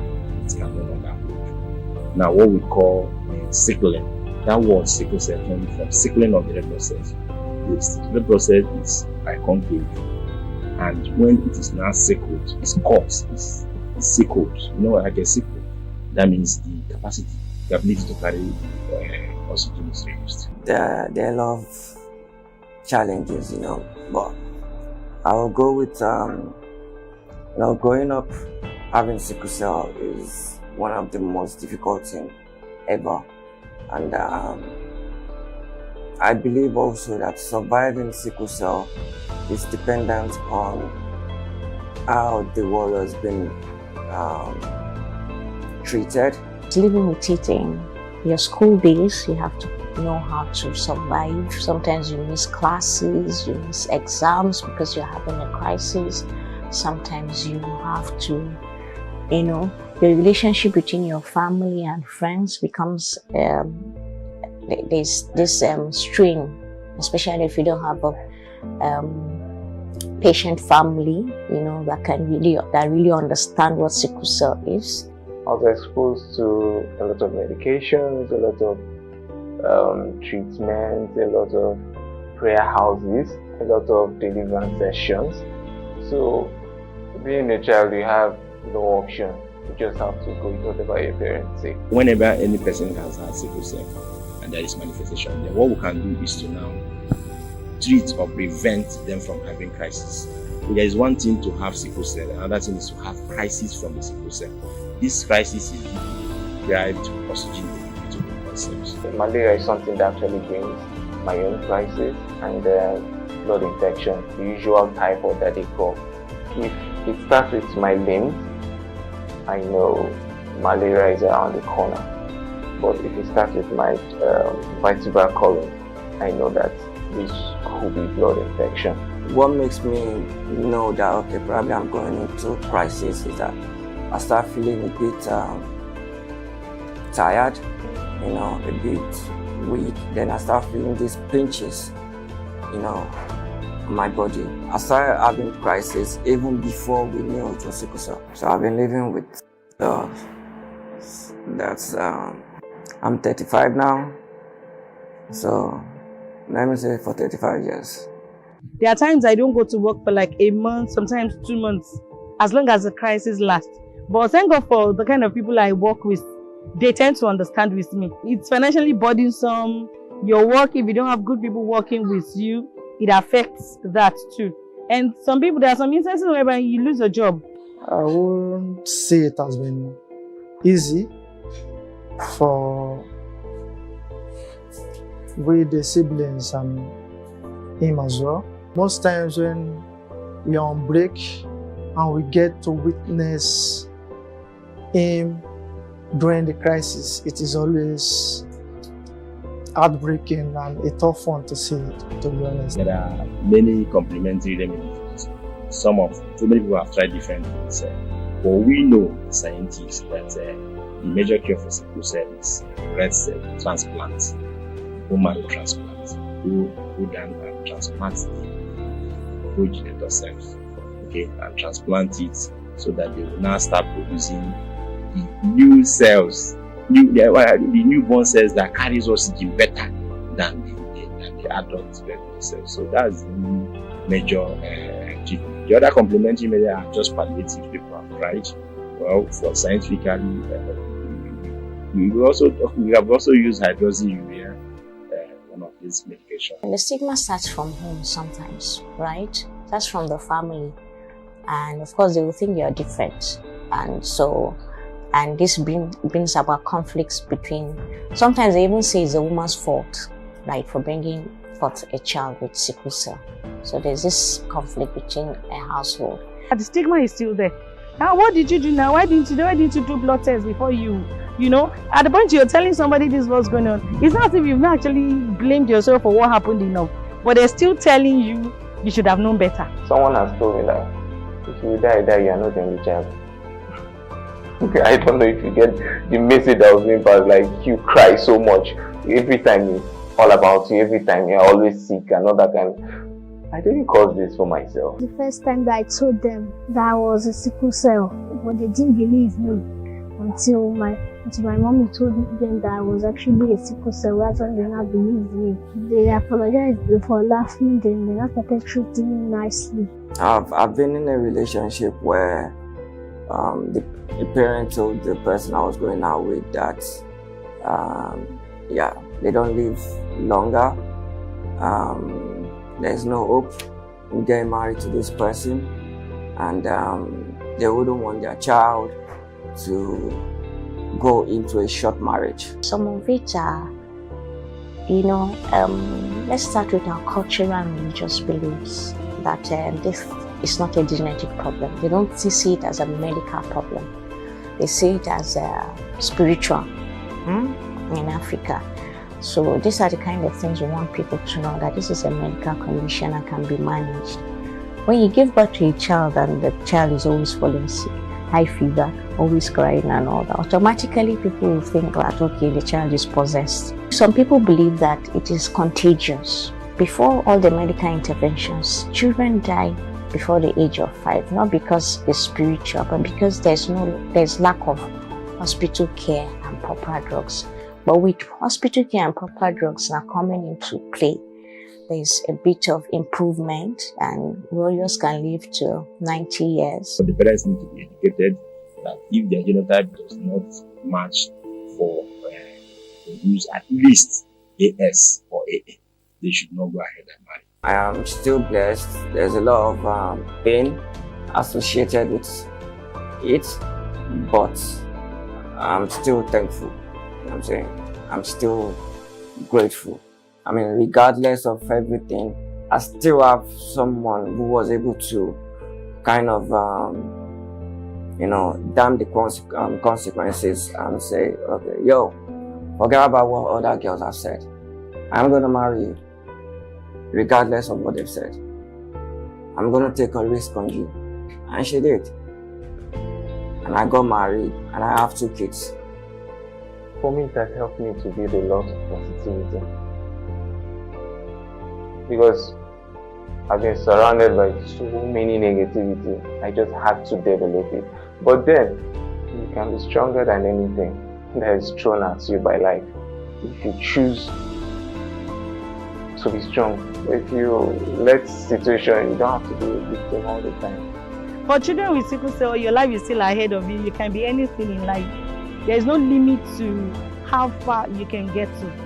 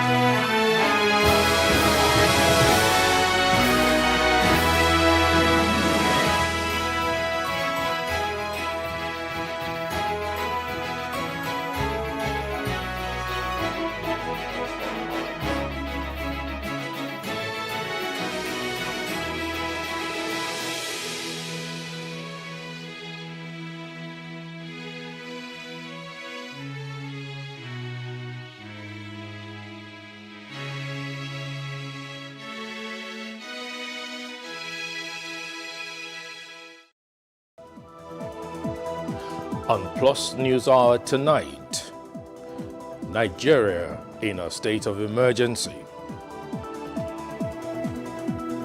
Former Ghanaian President Jerry John Rawlings laid to rest in Accra. US President Biden warns Russia against meddling in US elections.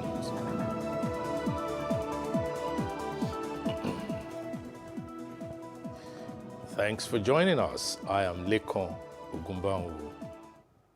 President Muhammadu Buhari has told the News Service chiefs that the nation was in a state of emergency demanding their patriotic service. He was speaking at the first meeting following their appointment. The Minister of Defense, retired Major General Bashir Magashi, was also at the meeting. The News Service chiefs are the Chief of Defense Staff, Major General Leo Irabo, Chief of Army Staff, Major General Ibrahim Atahiro, Rear Admiral A.Z. Gambo, Chief of Naval Staff, and the Chief of Air Staff, Air Vice Marshal I.O. Amao. In the last few years, a cross-section of Nigerians had persistently called for the replacement of service chiefs, as cases of insecurity kept mounting. Now, some are wondering if firing them would solve the problem. Vivian Oguche has more. YCE security scholar Lord appointment. Ex-defense chief minister asked Nigerians not to expect much. Nwodo, others fault Buhari as Ohaneze keeps mum. Stockbrokers applaud, expect an end to terrorism, banditry. Wike, Pandef, others say action belated. PDP, Fayoshe, seek probe of former security chiefs. All these are screaming headlines describing a range of reactions to one of the biggest talking points this week. On the 26th of January 2021, Special Advisor to the President on Media and Publicity, Femi Adesina, announced that, quote, President Muhammadu Buhari has accepted the immediate resignation of the service chiefs and their retirement from service, end of quote. Prior to this, Nigeria's military had come under severe criticism over its supposed failings. The call for the sack of top military leaders reached its peak as it resonated in the National Assembly at frequent intervals. Finally, Major General Lucky Rabo, Chief of Defense Staff, Major General I. Atahiru, Chief of Army Staff, Rear Admiral E.Z. Gambo, Chief of Naval Staff, and Air Vice Marshal I.O. Amao, Chief of Air Staff, have been picked to replace the retired military top brass, General Abayomi Olonishaki, Lieutenant General Tukur Buratai, Vice Admiral Ibokete Ibas, and Air Marshal Sadiq Abubakar, respectively. While the nation's main opposition party, the PDP, says the appointment of the new service chiefs is rather late in the day, the ruling APC says it welcomes the development and calls for public support. Generally, the reactions have been mixed. That's a good decision. We have been expecting this sack for a very long time. To me, it's a very, very good thing. It's very good if they give chance for a fresh idea. Public affairs analysts are also having a field day as they throw in their 2 cents. To some persons, it's a welcome development, and to some others, it's belated. I will want to align with the latter views because the crime and the violence in the country was even gotten out of proportion. Former President Olusegun Obasanjo, who said that even the removal of the service chiefs is not likely to improve on the quality of our security situations. And he is a professional. I'm a bloody civilian, candidly. So the only thing I can say about the change that has come, I can only hope that the new service chiefs will be faithful to their professional duties. Despite diverse opinions, a closer look shows that Nigerians do not yearn for just a technical defeat of insurgents, but a total eradication of banditry, kidnappings, terrorism, and other forms of crime. Vivian Oguche for Plus TV, Africa. President Muhammadu Buhari has met separately with Governors Seyi Makinde of Oyo State and Rotimi Akeredolu of Ondo State. Though details of the meetings are yet to be known, issues on security in the states, especially the herdsmen crisis, were discussed. Earlier, the President and the Ooni of Ife, Oba Adeyeye Ogunwusi, had met behind closed doors on the brewing ethnic crisis in Yoruba land. An aide to the monarch said the Ooni told the President the positions of traditional rulers in the southwest on the activities of the herdsmen. He also revealed steps taken by them to ensure peace in the region. The Nigerian army has deployed 300 female soldiers to tackle the insecurity along the Kaduna-Abuja highway. The general officer commanding 1 Division Kaduna, Major General Usman Mohammed, said 300 female soldiers from the Nigeria Army Women Corps have been redeployed to provide security along the highway. The first batch of 100 female soldiers will start work ahead of their colleagues. The Soldiers' Corps is trained in combat and fully armed to man the highway, which had become a nightmare to motorists. The Benue State government has raised the alarm over massive release of cows into the state. The Deputy Governor, Benson Abunu, told journalists in Makurdi that 376 cows have been impounded for flouting the state anti-open grazing law. The state's livestock guards apprehended the cows between January 23 and 26 at Kasima in Guma local government area of the state. While stating that 6 herdsmen have also been arrested and handed over to the police, Deputy Governor Abunu noted that there was an influx of herdsmen on the bank of River Benue in Agatu and Gwe, west axis of the state. Nobel laureate Professor Wole Soyinka says the Muhammadu Buhari regime has run out of steam in the fight against corruption. According to him, this has resulted in the judiciary being manipulated by powerful people in the country. Accordingly, the system had become so badly corrupted that court cases were being stretched out through technicalities. On restructuring and devolution of powers, Professor Soyinka queried why the National Assembly refused to take responsibility since the executive had been hesitant on the two issues. A high court in Edo State has adjourned till February 23rd a case between the state government and one Johnson Aselege and 11 others bordering on conspiracy, kidnapping, and alleged murder of one Sani Eche, the Ohaigele of Kolokolo community in the state. The applicant's counsel, Mr. Matthew Edagese, said the case was adjourned because the principal witness took ill and was unable to appear in court. Unfortunately, one of the witnesses we're supposed to take for today took ill, and it was communicated to court by the state council. So for purpose of that circumstance, the case has been further adjourned to the 3rd day of February. Hopefully by then the witness would have recovered. The All Progressives Congress, APC, has suspended a governorship aspirant, Mrs. Jumoke Anifowoshi. Party spokesman Alex Kalejaye confirmed the suspension in a telephone call on Wednesday. Her suspension was contained in a letter signed by 25 out of the 29 officers of the party at a meeting in Igboroko, Unit 1, Ward 2, our local government area of the state. She was said to have been suspended for alleged anti-party activities and failing to contribute to the party's development. The All Progressive Congress has inaugurated its state's membership registration committees.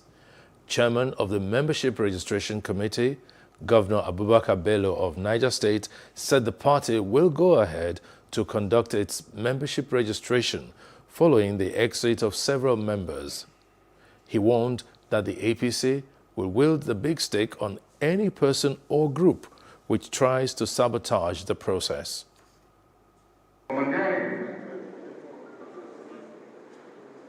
or theft or hijacking of registration materials will not be tolerated.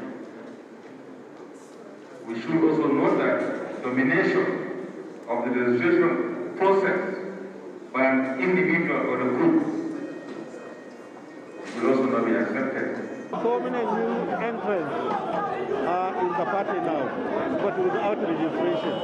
And so few ones that have left, their names have not been deleted. And there are many young men whose age has reached for them to be registered, and they will be registered. We are the largest democracy in Nigeria, and we can show it through the registration exercise. So I believe we are going to have a very, very effective and efficient registration process, and we will end up with a very high number that are registered. The Rivers State chapter of the Nigerian Union of Pensioners has threatened to occupy the State House in protest of what it calls the failure of government to look into their welfare. They expressed displeasure at the recent insensitive gesture of Governor Nyesom Wike in donating 500 million naira to Sokoto State when their gratuities were yet to be paid. The report is presented now from our studio. The pensioners in their clusters and later converged on their secretariat in Port Harcourt, where they said the current administration in the state is insensitive to their plight by not paying their gratuities, pension arrears, amongst others. They say despite various pleas from the union, Governor Nyesom Wike will rather impress another state, Sokoto State to be specific, where he donated to rebuild a section of the burnt Central Market. The way of getting our money back, so we are not afraid of COVID-19. We will try to observe the protocol. But that shouldn't, Chairman said you said something about this COVID-19, if there's any cases, we cannot put it. Because even their convention during the COVID-19, they did whatever they wanted to do. So that is not going to stop us. That time should not be wasted. We should go ahead to do whatever thing we want to do. And the only language I know the governor will want to do is protest. You have been saying there, it's either protest or you approach Tambuwa, the governor, to talk to me, or the circular of Sokoto. Right now, we have come to a boiling point, sir. If you know Wike, I'm from Obiakpo. If you know Wike, unless you hold him down as everybody is saying now, the man is one kind. Just look at it. Responding to the members, the chairman of the Nigerian Union of Pensioners, River State Chapter, Collins Nwakwo, assured members of their support and called for collective effort when the time for the protest is fixed in order to achieve their aim. It is not as if the governor is not hearing all this. All the noise we are making, all the cries, he is hearing. But what I cannot say is why he does not want to really turn around to take action or respond. According to them, the protest would not be necessary if the governor does the needful in the earliest time possible. Hundreds of electricity workers protested at the offices of the Port Harcourt Electricity Distribution Company, challenging a change in employment policy. The workers claimed that they had been indiscriminately sacked. Here are the details of the report. As early as 7 a.m., the workers locked the gate, preventing all activities from taking place in the company. The union leaders accused the PHED of sacking over 150 members without due process. The protesting members of the National Union of Electricity Employees also accused the PHED of undermining opportunities for dialogues. They say the electricity distribution company boycotted all meetings called to address the problem. 1st January 2021, they sacked almost about 150 staff. First, Happy New Year message. We don't know whether it is a sad New Year message to over 150 families.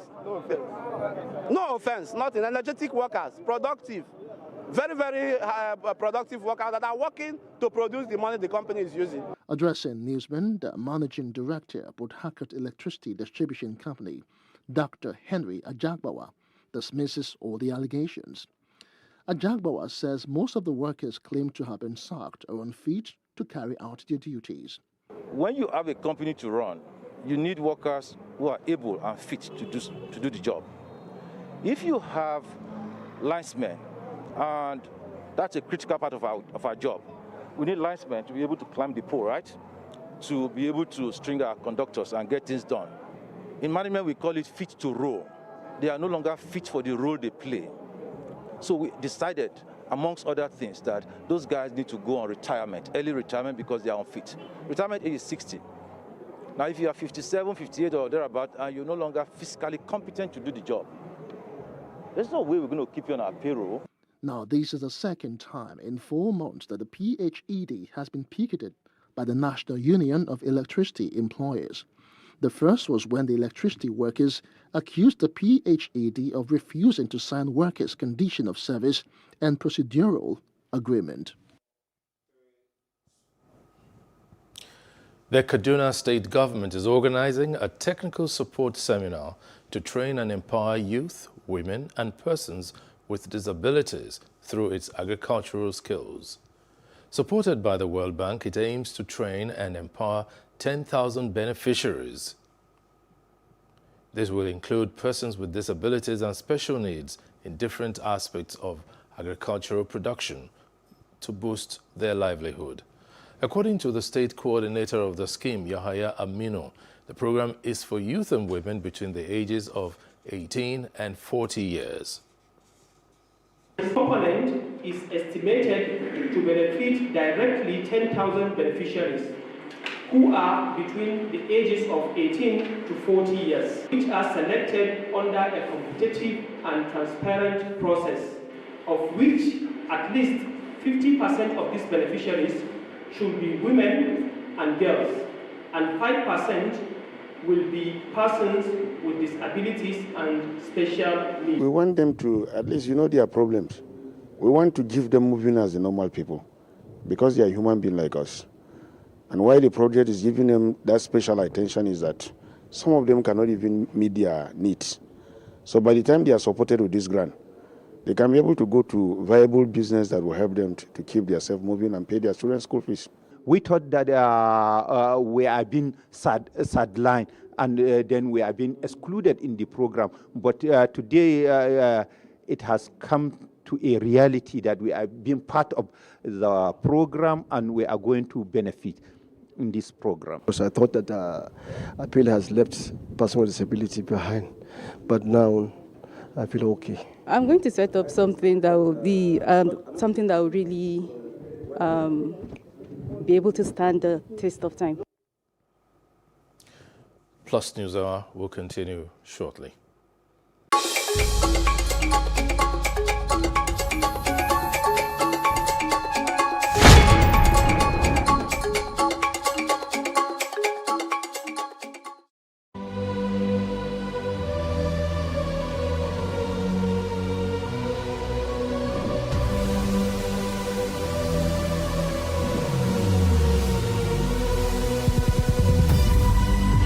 What we do not understand, we will stigmatize.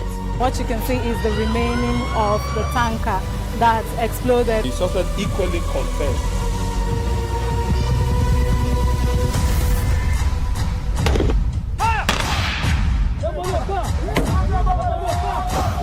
A 500 naira they collect them. If you no talk, they go beat you. Now 2,500 I dey pay.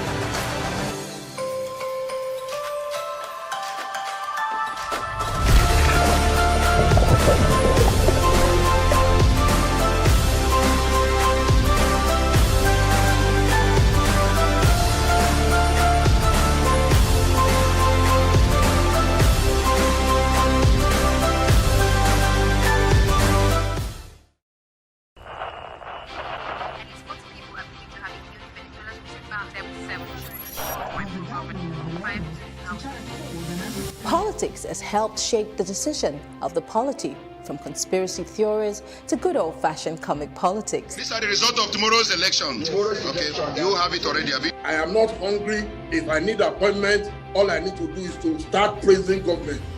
Plus, politics will fill the polls of the country, from friends to frenemies, even strange bedfellows, to clones and stooges. we go beyond the rhetorics and the drama to analyze the story behind the story. Let anybody come and say. The moment we stop having charlatans occupy political offices, we will curtail hate speech. Plus Politics, not just another political show. It's about putting you, the citizens, in the know.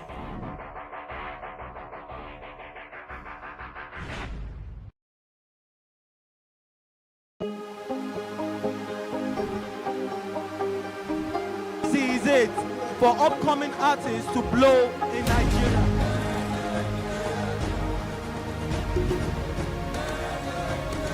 Welcome to Plus Trending. I am Bukky November, your host, saying thank you for joining us on today's episode. Welcome back. It's tea time on Plus TV Africa. Practice makes perfect. I'm not perfect yet, but I'm a lot better than I used to be. He's a king. He's entitled to marry 100 if he wants to.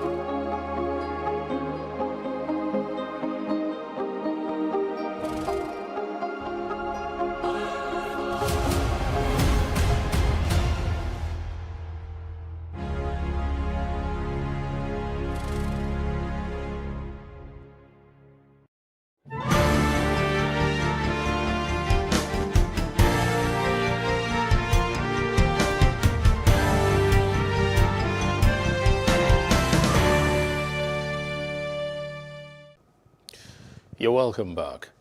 President Muhammadu Buhari, exercising Section 4 of the Quarantine Act, has issued regulations to check the spread of the COVID-19 pandemic. Chairman of the Presidential Task Force on COVID-19 and Secretary to the Government of the Federation, Boss Mustafa, announced this while handing over 5 ambulances donated by the Nigerian National Petroleum Corporation to the Federal Ministry of Health in Abuja. The regulations enforce physical distancing of at least 2 meters and limits the number of people to be admitted into an enclosed environment. It provides that no gathering of more than 50 persons shall hold in an enclosed space, except for religious purposes, in which case the gathering shall not exceed 50% capacity of the space. Meanwhile, the Presidential Task Force on COVID-19 has warned the nation that it might resort to the extreme option of another lockdown if Nigerians fail to comply with prescribed guidelines and protocols. National Incident Manager of the PTF, Dr. Mukhtar Mohammed, who gave the warning in an exclusive chat with the nation in Abuja on Wednesday, noted that government would be reluctant in taking such a decision. He explained that it would only become necessary when the current spiking rate of infections fails to abate. Still on COVID-19, Tanzanian President John Magufuli has warned the country's health ministry against rushing into embracing the COVID-19 vaccines promoted by foreign companies and countries. He cast doubts on the global urge to develop COVID-19 vaccine, claiming that little had been done to help cure other diseases like tuberculosis, HIV, malaria, and others. Mr. Magufuli had declared the East African country as COVID-free and did not place any curfew or confinement to prevent the spread of the coronavirus. Tanzania is among the first countries in Africa to order for the touted Madagascar COVID herbal solution in the fight against the virus. British Prime Minister Boris Johnson says it will not be possible to reopen schools in February, but he hopes that the vaccination program will allow them to open their doors from the 8th of March. Mr. Johnson said that if the government hits its vaccination targets, it will be safe to begin the reopening of schools, with other social and economic restrictions being removed. As we're extending the period of remote learning beyond the middle of February, I can confirm that the government will prolong arrangements for providing free school meals for those eligible children not in school, including food parcels and the National Voucher Scheme, until they've returned to the classroom. We can also commit now that as we did this financial year, we will provide a programme of catch-up over the next financial year. And this will involve a further £300 million of new money to schools for tutoring. The European Union is pushing AstraZeneca to supply the bloc with more doses of its COVID-19 vaccine from plants in Europe and Britain after the company announced delivery delays. Last week, AstraZeneca, which partnered with Britain's Oxford University to develop its vaccine, said it would cut supplies to the EU in the first quarter. The EU has been pushing the company for a week to revise these cuts, but it is unclear how it can force the company to deliver the agreed amounts. Not being able to ensure manufacturing capacity is against the letter and the spirit of our agreement. We reject the logic of first come, first served. That may work at the neighbourhood butchers, but not in contracts, and not in our advance purchase agreements. There's no priority clause in the advance purchase agreement. And there is also no hierarchy of the 4 production plants named in the advance purchase agreement.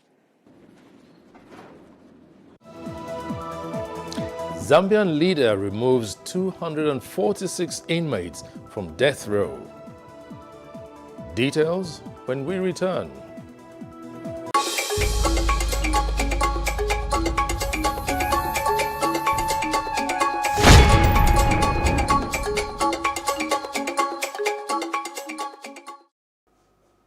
Welcome back. The remains of Lieutenant John Jerry Rawlings, who was the longest-serving president of Ghana, have been laid to rest. The ceremony, which lasted about 4 days, is finally completed at the Black Star Square in Accra, Ghana. Plus TV correspondent Destiny Momo gives us more highlights of this historic event. The ceremony venue is adorned with red, gold and green in horizontal stripes with a black 5-pointed star in the center of the gold stripe. That is the flag of Ghana. The funeral service is in honor and immortalization of an outstanding leader in Ghana, John Jerry Rawlings. He was the longest-serving Ghana's president of 19 years in active service, paying tributes President Akufo-Addo, his wife, Nana Ageman Rawlings, his eldest daughter, representative of National Democratic Congress. The party he founded all paid glowing tributes to a man they described as a colossus. We came to see value in each other and understood to a very large degree our respective perspectives. One thing we had in common was our mutual commitment to public service. My visit to his Ridge residence in 2012 signified the easing of tensions between us, leading to a friendship that lasted for the better part of some 8 years. Jerry, I know that God created us for each other. And today we make a formidable team, notwithstanding the ups and downs of life. We believed in each other and in our dream of making Ghana a country we could all be proud of. One to set the pace for our sub-region and continent. I dare say we did not do a bad job. As you worked assiduously on state matters, I concentrated on empowering the women and improving the quality of life for them. With attendees observing social distancing, the exaltation by the pastor was prompt and rich with beautiful renditions of music. The late officer and the gentleman won several laurels, both home and abroad, because of his deep sense of patriotism. The Air Force military burial had lots of uniformed presence to honor him in their ceremonial outfits for the lengthy procession round the city, and as the great leader was lowered to his final destination. According to many contemporary African historians, the name J.J. Rawlings will be remembered for his mentorship, rare leadership, democratic values, eloquence, and humor. He was born in 1947 and passed away on the 12th of November 2020 in Accra. Destiny Momo for Plus TV Africa. French President Emmanuel Macron has met with Malian interim president Ba Ndo. Ndo, who served as defense minister and Air Force chief in the past, is tasked with presiding over Mali's 18-month transition back to civilian rule following a military coup. Macron had recently said that France could adjust its military operations in West Africa's Sahel region. Diplomatic and military sources expect a partial French withdrawal to be announced by mid-February. Former Central African Republic Saleka commander Mahatma Said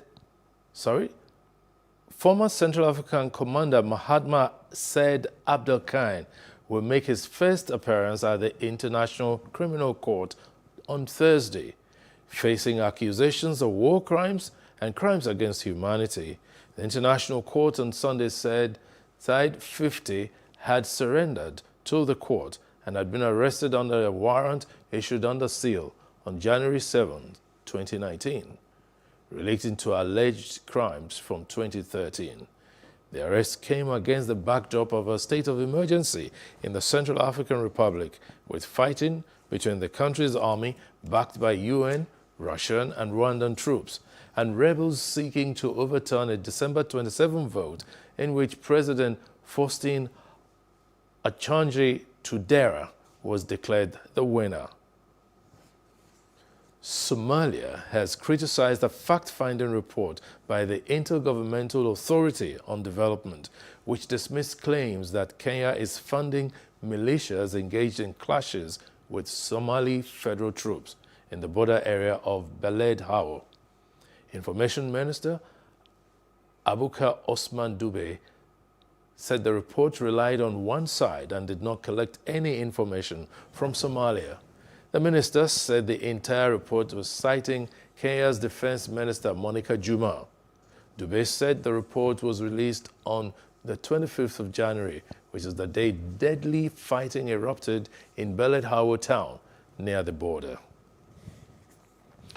At least 6 people have been killed and several others wounded in 3 different bomb blasts in Somalia. 4 soldiers were killed and others wounded when the blast targeted a vehicle carrying military personnel near the town of Balad. Earlier in the day, a civilian was killed and 2 others wounded when another roadside bomb targeted a vehicle carrying construction workers in the capital. Meanwhile, a soldier was killed and people wounded in an explosion near a restaurant in Din Sur, a town in southwestern Bay region. Over 53 people have been killed and many others injured as a passenger bus collided with an oil tanker in the western province of Jashang, West Cameroon region. Governor of the western region, Awafonka Augustine, said the dead have not been identified so far, while passengers with serious injuries have been taken to the hospital. He said that the oil truck had a brake failure and there was also fog around the area of the accident. There were around 70 passengers in the bus. Zambian President Edgar Lungu has removed 246 inmates who were on death row and commuted their sentences to life.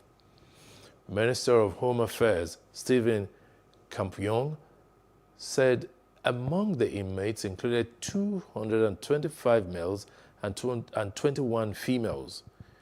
He announced the commuting of the sentences during an event held at Mokobeko Maximum Prison in central Zambia's Kabwe town. This brings the clemency of death to life sentences to over 500 after 332 inmates had their sentences commuted in 2015. The commutation of sentences of inmates is expected to help to decongest the section of condemned inmates at the prison, which was meant for 50 people, but now has over 400. Outside Africa, U.S. President Joe Biden has warned Russian leader Vladimir Putin about election meddling in their first call as counterparts. The conversation also included a discussion about the ongoing opposition protests in Russia. A Kremlin statement did not refer to any points of friction, saying the call was businesslike and frank. Both sides reportedly agreed to extend the country's last remaining nuclear deal during the call. Former U.S. President Donald Trump sometime undercut his own administration's tough posture on Russia and was accused by some of being too deferential to Mr. Putin. Special Presidential Envoy for Climate, John Kerry, says the U.S. is rejoining the international climate effort with humility and ambition after wasting 4 crucial years. John Kerry said this at a panel discussion on mobilizing action on climate change during the World Economic Forum, Davos Agenda Summit. Last week, the Biden administration decided to re-enter the Paris Agreement from which former President Trump had exited the country. The President Biden will sign another series of executive orders that continue to advance his climate agenda. First, making climate central to foreign policy planning and national security preparedness by creating platforms to coordinate climate action across all federal agencies and departments, by directing his administration to develop a U.S. climate finance plan, as well as a plan for ending international financing of fossil fuel projects with public money. Russian police have raided the Moscow offices of jailed Kremlin critic Alexei Navalny and his group and came to search several other property. The searches come after tens of thousands of Navalny's supporters took to the streets on Saturday, calling on the Kremlin to release him from jail, where he is serving a 30-day stint. Police had said the protests were illegal and detained close to 4,000 people. More than a dozen criminal cases have been opened. Navalny's allies plan to hold another rally this Sunday. The director of the Anti-Corruption Foundation, FBK, Ivan Zhdanov, said police appeared to be conducting the searches as part of an investigation. Police have detained 200 protesters following Tuesday's deadly violence in India's capital, Delhi, during a massive protest against agricultural reforms. Thousands of farmers clashed with police as the protesters on the outskirts of the city forced their way in. One protester died and more than 300 police officers were injured. Blaming the chaos on rogue elements among an otherwise peaceful march, most farmers' leaders said they would not call off their protests. Those detained are being held on charges of rioting, damaging public property, and attacking police personnel. So far, 22 police complaints have been registered. Poland's government says a constitutional court verdict restricting abortion rights is expected to go into effect today, 3 months after the verdict sparked nationwide protests. In October, the Constitutional Court said terminating pregnancies due to fetal defects should be illegal, ruling against the main exception for legal abortions in the largely Roman Catholic country. Under the ruling, abortions are only permitted in cases of rape and incest and when the mother's life or health is endangered. Turkish authorities have detained 126 people suspected of ties to the Islamic State militant group in nationwide operations. The operations were carried out across 58 provinces to capture the suspects, who were believed to be linked to the Islamic State and also financing the group. Authorities were still seeking 22 more suspects. Several weapons, documents, agenda with money transactions, as well as large amounts of money were found during home raids. Up next, Nigeria generates 1.53 trillion naira in 2020 growth by 29%. That's in business news after this short break.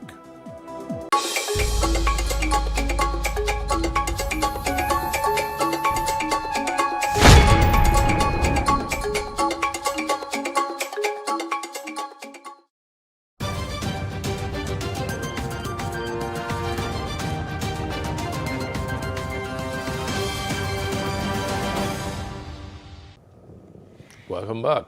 The Lagos Chamber of Commerce and Industry has challenged government, business owners and other industry players to shun traditional means of handling businesses and adopt creative as well as innovative ways.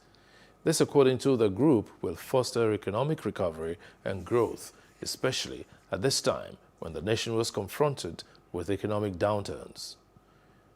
Here is Jacinta Obuku's report. Nigeria, just like every other countries in the world, has been confronted with lots of unforeseen events in the year 2020, which have led to economic crisis.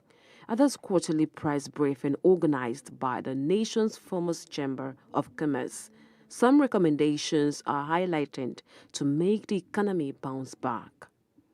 This was the second recession in 5 years, and we expect the recession to be short-lived if the COVID-19 pandemic is well managed at global, regional, and country levels. Going into 2021, the Chamber tasked the policymakers to pursue an investment-led growth strategy.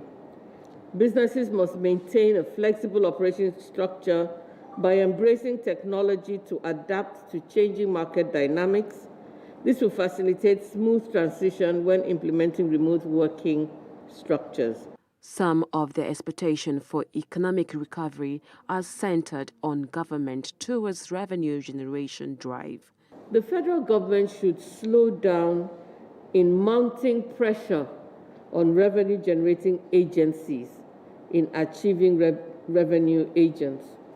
Emphasis on revenue generation propels such agencies to focus solely on revenue to the detriment of their core mandate of facilitating investment growth, and this has gross implications for the ease of doing business in the country.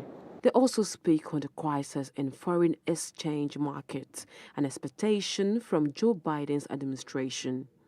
A foreign exchange market that is more market-driven, where there is unification of rates, the level of the crisis will be minimized because there are likely to be better inflows and possibly even a reduction in the demand pressure.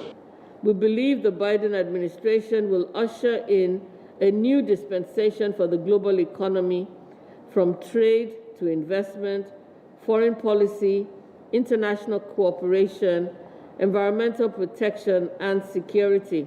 The Chamber also opined that power distribution companies need to intensify efforts in metering electricity consumers to avoid consumers' exploitation through estimated billing. Jacinta Obuku for Plus TV Africa. For more business news, let's join Osaoge Ogboma. And now in business, it was a heated debate as the Senate rounded off its two-day public hearing on the petroleum industry bill. The bill, which had continued to generate reactions among stakeholders, host communities and international oil companies, say those interested expressed their views on the content of the bill. While the stakeholders wanted the bill to be all-encompassing in a bid to consider the modern challenges in the nation's energy industry, they say it will be apt to change the name to an energy industry bill. Also, representatives of host communities urge lawmakers to stop the payment of levies and penalties accruing from gas flaring, environmental pollution, and others directly to the federal government through the Department of Petroleum Resources, but instead directly to host communities being affected.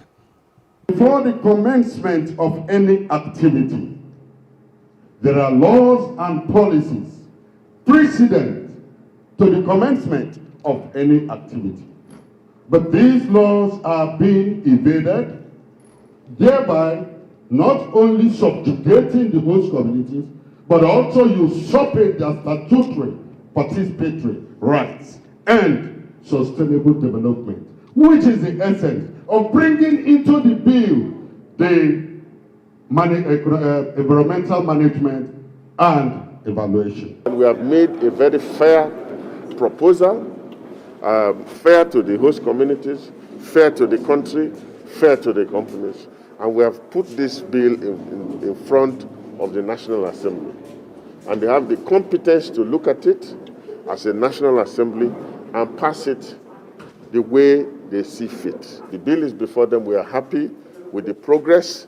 And as you heard the Senate President say yesterday, we are expecting that this bill will be passed at the end of this quarter or early next quarter. Gas flare money should be paid direct to the host community by the IOC, the NOC, paying direct to the host community, not to DPR or DPR to CBN. No, that's an error.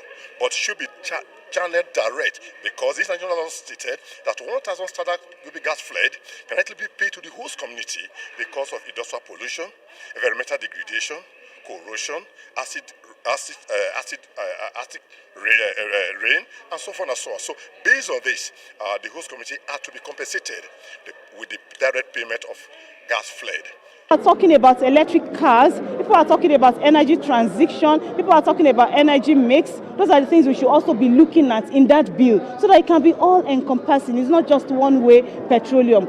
The United Nations is currently is ensuring that we move, in line with Sustainable Development Goal 7, clean energy. So we should be talking gas, we should be talking electric cars, renewable energies, and so on. So that's why we should talk about energy industry bill and not just petroleum industry bill. These oil companies are coming in. We receive them. Be safe in our area and do your business. Not them to want to say, we are paying you this or we are paying that to decide for us, like the port. We don't want such state in the region. For us, our peace, let them allow the host community have 10% equity share. Then the region will be peaceful for the business.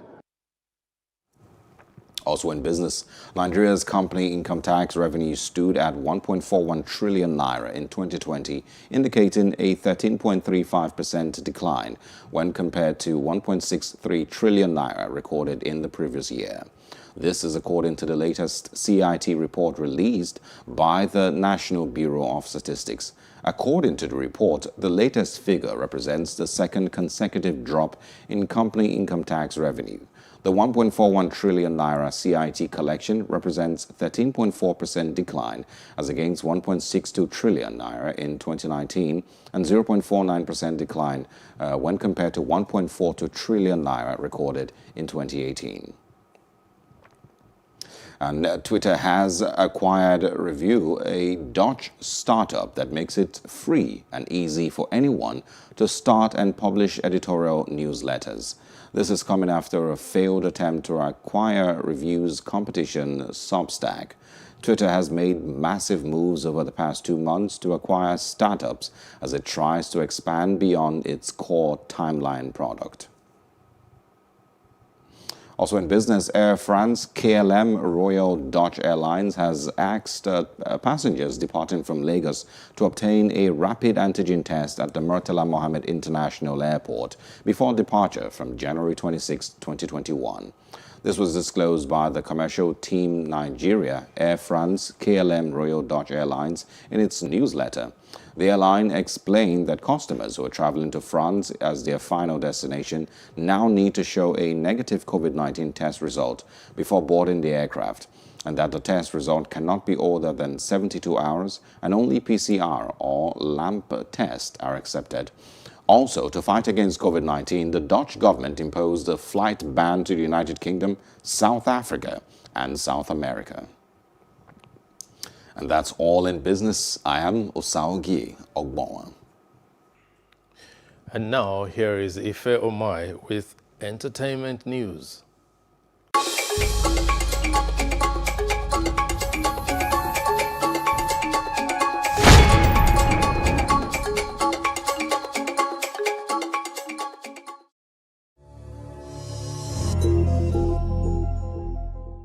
And in entertainment, from the capital to the catwalk after making history as the youngest inaugural poet last week, Amanda Gorman has signed with IMG Models. According to the report, the deal will provide the 22-year-old Harvard grad with brand endorsements and editorial opportunities.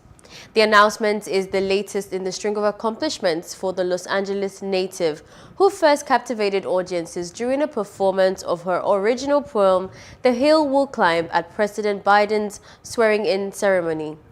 Gorman, who wore a bright yellow Prada coat and red satin headband, along with jewelry gifted by Oprah Winfrey for her big appearance, quickly emerged as a style star to watch. Moving on, despite criticisms over costuming, casting, and the controversial surrounding the portrayal, or lack thereof, of group member DJ Spinderella, female rapper pioneers Salt and Pepper, the Lifetime biopic soldiered onto small screen Saturday. The Mario Van Peebles director and therefore executive producer by Queen Latifah, as well as the group members Cheryl Salt, James, and Sandra Pepper Denton, chronicled the duo rise in a male-dominated hip-hop world and even spotlighted a number of personal struggles the ladies endured along the way. The 2.68 million viewers who tuned in to see Salt and Pepper Story's subsequent special at its original broadcast time were enough to land it in its first place among Saturday's night's scripted programs. Demi Lovato is making her return to television, for she has just signed on to star in a new NBC comedy called Hungry. Hungry will follow a group of friends who belong to a food issues group and help each other along the way as they look for love, success, and the one item in the fridge that would help them to feel better. The show was created by Suvan Martin from Will and Grace Frazier and will have Hazel Mills and SP Projects as producer. Lovato is also an executive producer on the show as well. If the comedy were to go series, it would be Lovato's first regular TV series since Sonny with a Chance. Onto the local scenes, popular Nollywood actor Ernest Asuzu is dead. It was gathered that he slumped and died on Tuesday evening. The president of the Actors Guild of Nigeria, Emeka Rollas, confirmed his death, quoting that he was indeed dead and is trying to reach his wife to get the full details and will be back to us shortly. Asuzu began his acting career in the 90s and rose to prominence after he starred in the 1997 Nollywood classic Rituals. He was the toast of Nollywood until his career nosedived after he came down with a stroke in 2015 and it affected his speech. He was also bedridden for 3 years. And finally, in entertainment, popular Instagram comedian Mr. Macaroni has lashed out at the Buhari-led administration for the escalating herdsmen attacks. The comedian, who described the present administration as a government for the herdsmen, by the herdsmen and for the herdsmen, appealed to Buhari to be the president for all. Mr. Macaroni stated that no Nigerian is more Nigerian than the other. He affirmed that people have the right to live, even as headmen have the right to graze. And then he quoted, "When did grazing become a series of killing and kidnapping? At Buhari, please be the president for all." He also quoted and described growing up, he saw a lot of herdsmen who grazed peacefully, and sure we all did too, but then when did they become unfriendly and when did things change? And now he pleads that there's so much violence going on and he wants the government to call them to order, that this insecurity has lasted too long. And that is how we end the entertainment news for today. The best in sports is coming right after this.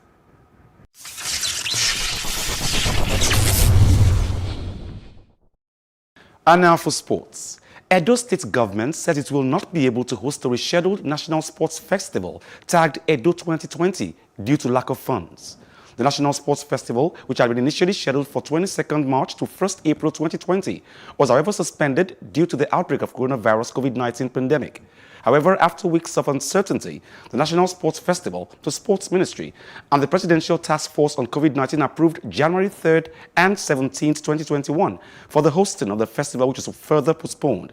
Speaking with members of the main organizing committee, MOC, from the Federal Ministry of Youth and Sports Development and the local organizing committee who paid him a courtesy visit in Benin City, Governor Obaseki expressed fear over lack of funds to host 11,500 athletes and officials at the 20th edition of the sports. UEFA is still looking to go ahead with the original 12-nation plan for Euro 2020, even if the stadiums are only at a quarter of their full capacity. A number of 12 cities are resigned to losing their hosting role due to the impracticality of European travel during the coronavirus crisis. However, they are refusing to pull out at this stage because they want compensation from UEFA, not least as they have spent heavily improving facilities and infrastructure. Juventus goalkeeper Gigi Buffon has been referred to the disciplinary commission for using a blasphemous phrase during the Parma game. The incident was caught on camera during a Serie A match at the Stadio Tardini on December 19, 2020. Buffon was shouting instructions at teammate Manolo Portanova at the 80th minute of the game and used the phrase. In the Italian language, blasphemy is considered by the worst type of swearing. If confirmed, Buffon is likely to receive a one-match Serie A ban. The punishment of blasphemous phrases is becoming more frequent, with games played behind closed doors, as they can be more easily picked up and identified by pitch-side microphones. Arsenal have signed Real Madrid attacking midfielder Martin Odegaard on loan until the end of the season. 22-year-old Norwegian has struggled to make an impact in Real manager Zinedine Zidane's squad this season. Real Sociedad, where Odegaard spent last season on loan, and Eredivisie leaders Ajax were also interested. Spanish football expert Guillem Balaguer said Real Madrid blocked Odegaard going back to Sociedad because they wanted him to move to the Premier League. His arrival at Emirates Stadium comes after the departure of playmaker Mesut Ozil to Fenerbahce. The Tokyo Olympics is top of the agenda when the International Olympic Committee IOC Executive Board meeting started on Wednesday. But with the board firmly backing the event, any talk of scrapping it altogether due to the COVID-19 pandemic is highly unlikely. With less than 6 months to go until the troubled games are due to start, the board will instead tackle questions over the vaccination of athletes, international visitors, and the attendance of spectators and safety regulations, among other matters. The IOC, which meets remotely, nevertheless finds itself in a similar situation to March last year, when it was forced to postpone the Games by 12 months as the COVID-19 pandemic shut down sports worldwide. IOC President Thomas Bach is expected to hold a news conference following the conclusion of the meeting. For us, this Olympic year will be exceptional because it will last not only 12 months, but it will last 14 months till after the Olympic and Paralympic Games in Beijing. But we're off to a good start, as I can see. You all appear to be in a good mood and had obviously a good break there in the new year and over the new year, so ready to go. And that's all from the world of sports. My name is Wale Scott. Good night. Thanks to Wale Scott for sports update there. Before we go, here is a recap of our major headlines. President Buhari has told new service chiefs that Nigeria is in a state of emergency.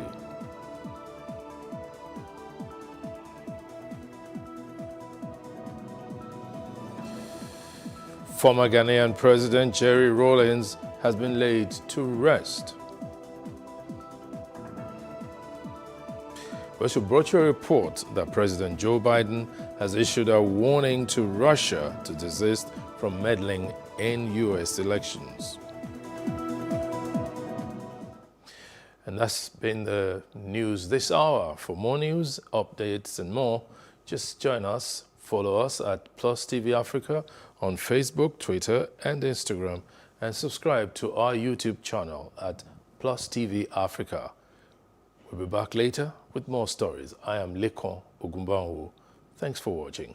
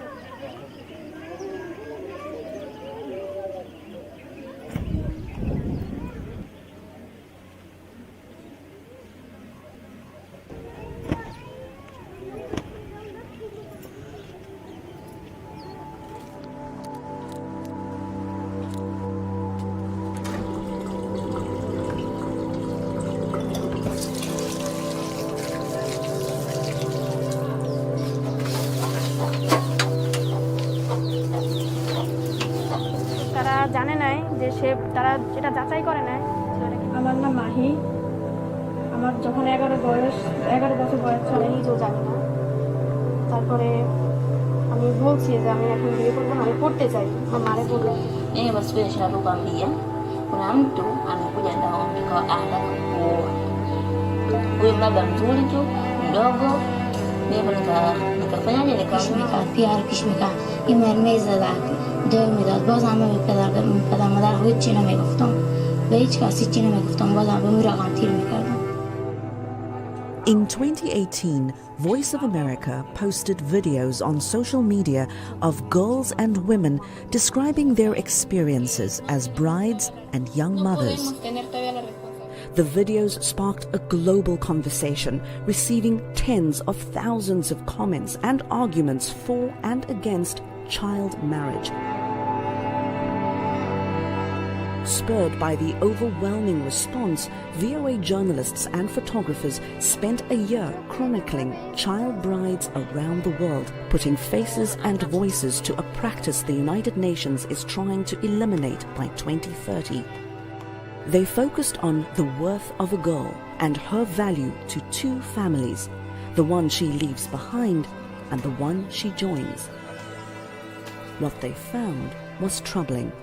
In much of the world, child marriage is common and acceptable, and the lives of girls aren't worth very much.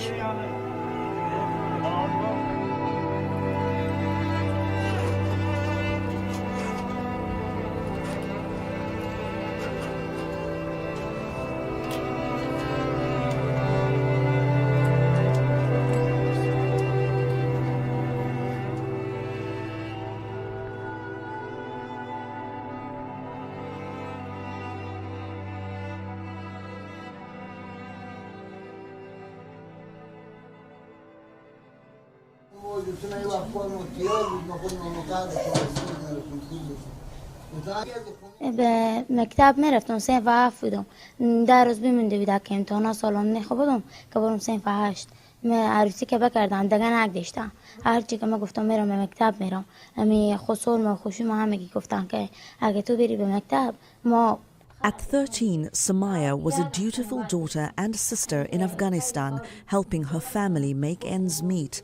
Her father sold her to an abusive relative for $3,300.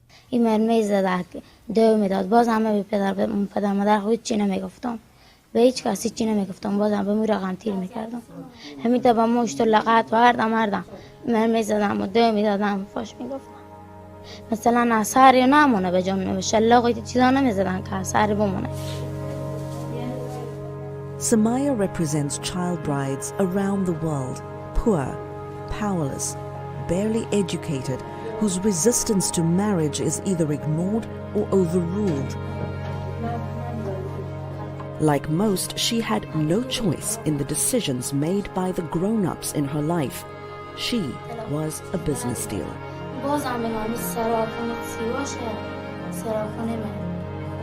کارا مارکی میکنم موتور بخریدیم و نمقدارمو هم که میگفتم میرم مکتب و شومه و خوشومه و همه مرمی زدن که تو نمایی که بریم مکتب نمیدیشتن.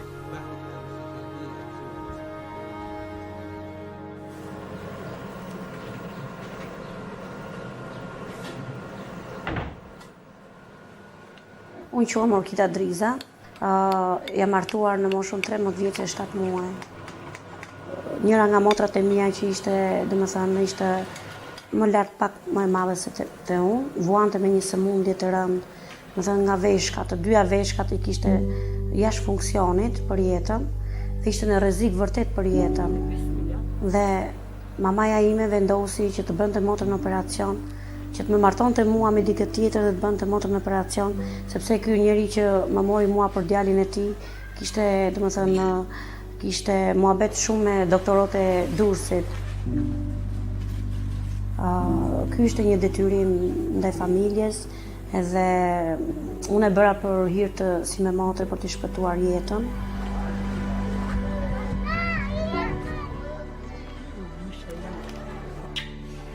Më vajti vajza Bleona 11 vjeçe, edhe merdi dikush ma kërkoi po nga komuniteti, po ishte egyptian. U detyrova, thash për mua si ta ketë shkujtash Zoti jetën, thash për paktën vetë di që të flej rrugëve, për paktën vetëm fëmijën ta kem të strehuar, sepse nuk njihja ndonjë këtu që ta mund ta strehoja fëmijën. Po faktikisht jam ndier shumë e penduar, por më bëri jeta, fatkeqësia e jetës.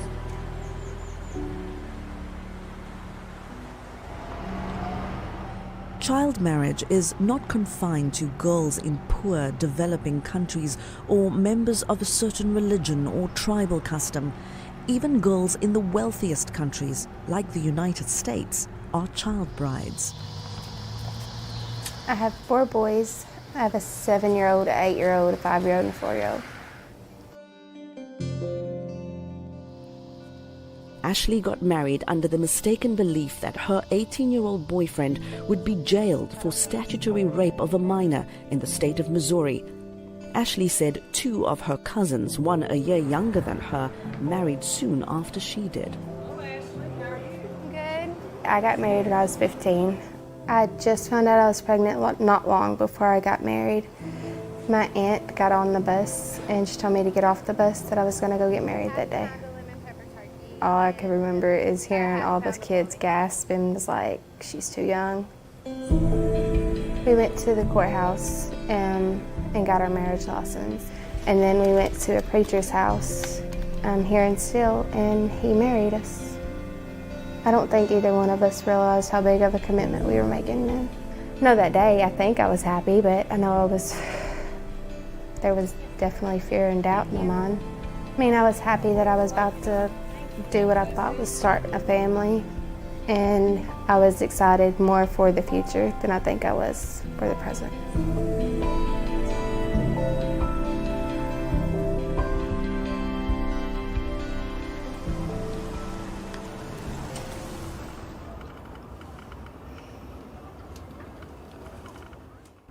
عمر مې چې دی یو 20 کال کېږي چې عمر مې دی 6 میاشتې کېږي چې واده کړی مې دی.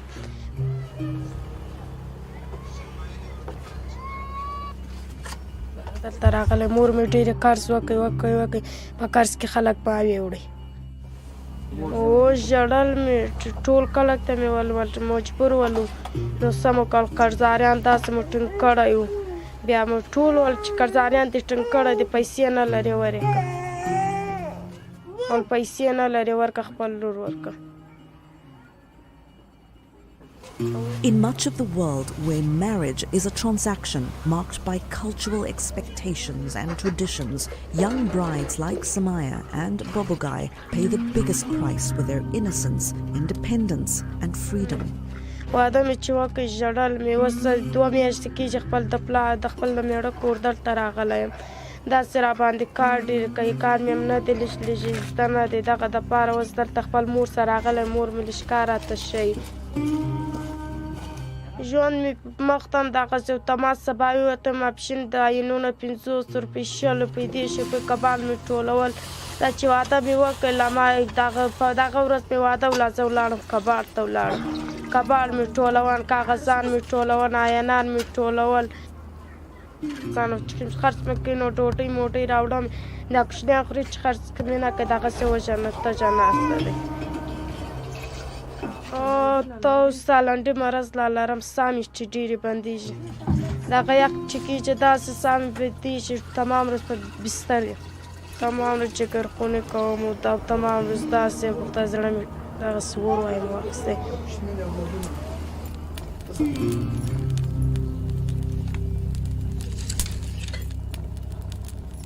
मेरी नंढी उम्र में शादी थी तो मैंने छोकरी मैंने बाबे ये सोचा उसी तो मैं तो मैंने दिला पानी तक मैंने बाबे क्या तो वरी थी सी पे जब बिलावन डो है ना वड्डा छोकरा बिलावन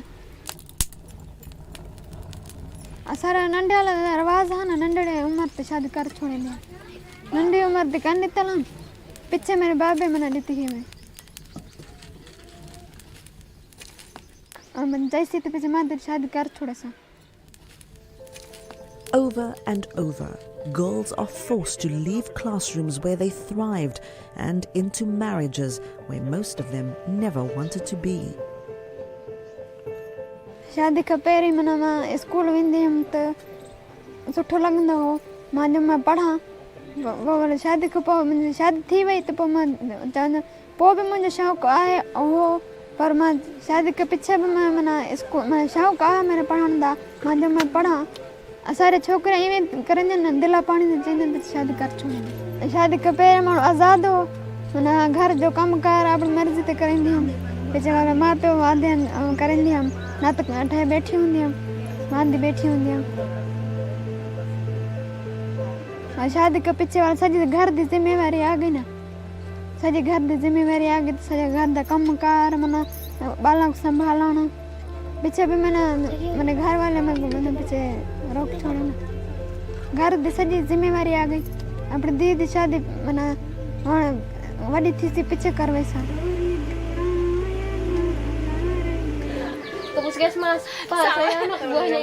Growing up in poverty, the girls value an education. Iya sih, takutnya gitu yang ditakutkan. Dulunya sih sempat nangis gitu, mau udah saya tuh pengen sekolah aja dulu.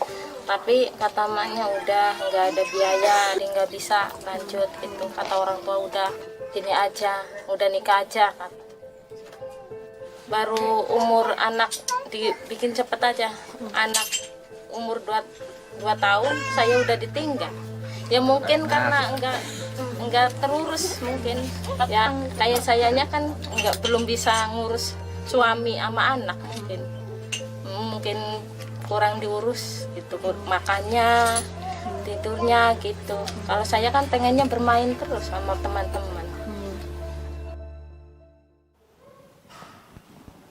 To kamar da kika sani dai ban fara al'ada a lokacin ba, amma kuma sai ina gidan mijin na fara.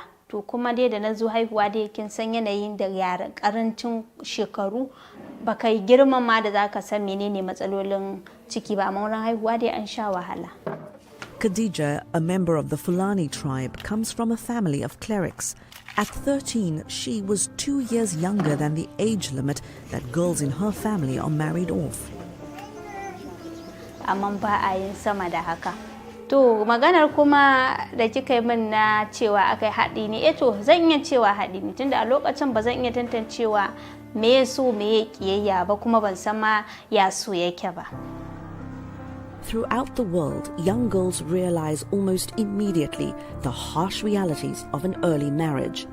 Ai vërtet ishte I verbër, po ishte alkoolist, nuk rinte në shtëpi. Isha 13 vjeç e 7 muaj, ishte 24 vjeç në atë kohë. Martesa zgjati 15 vite, mbasi unë bëra 4 fëmijë me këtë që kisha. Dhe pastaj durova, I thash, u detyrova që ike sepse nuk mund të rinja dot më.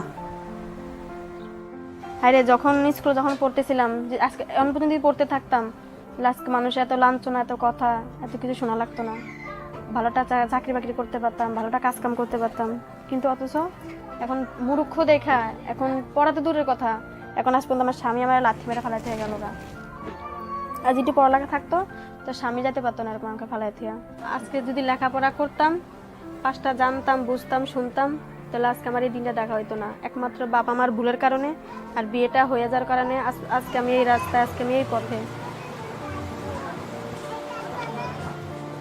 خودنا کامه بی سواتا ایران گفتم طور نمیگذاره مکتب اگه تو بری کارام که میکنه بعد از عروسی هم می شوهر مخورد بدور مادر پیش میکرد پیار پیش میکرد مکتب خو همه می دوران طفولیت کنه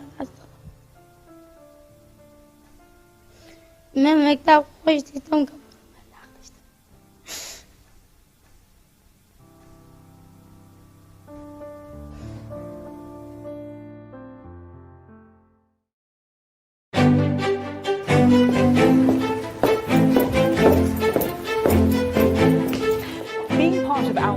is about more than just sitting here and talking about women's issues. It's about listening to them and bringing their opinions to the table and making sure their voices are heard.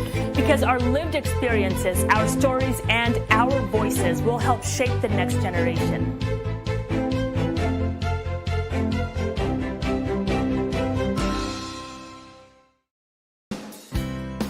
Health, wellness, sport, beauty, medical breakthroughs. Healthy Living cares about your well-being. Every week, connect with our experts. You can ask them your questions and get their advice. Join me, Lina Humudu, in Washington on Healthy Living, your new health program, right here on Voice of America.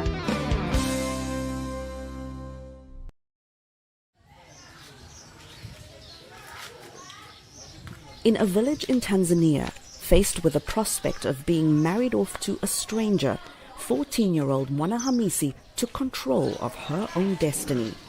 She said no.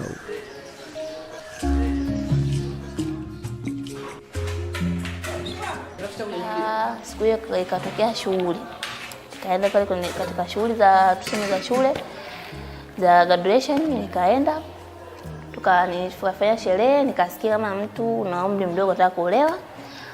Fika kituoni, akataja zile namba za simu, nikachukua zile namba nikaziandika, nikaondoka zangu nyumbani. Nilia, mama akasemaje, nenda, nikaondoka zangu. Niliondoka zangu hivyo fika siku ya pili ile, yule bibi akanipa ile simu ili niwasiliane na yule bwana. Aliponipa ile simu, mimi nikaichukua ile simu, nikaziandika zile namba, nikaanza kuwasiliana na polisi.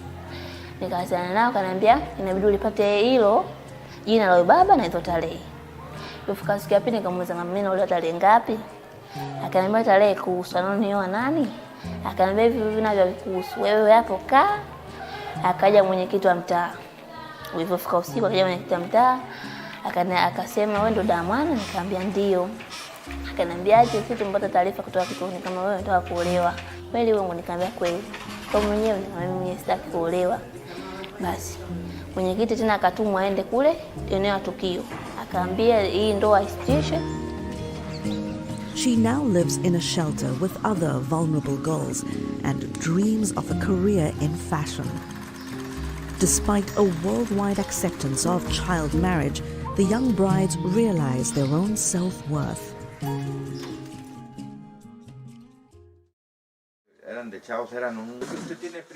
Girls marry for a number of reasons, but what about old-fashioned love?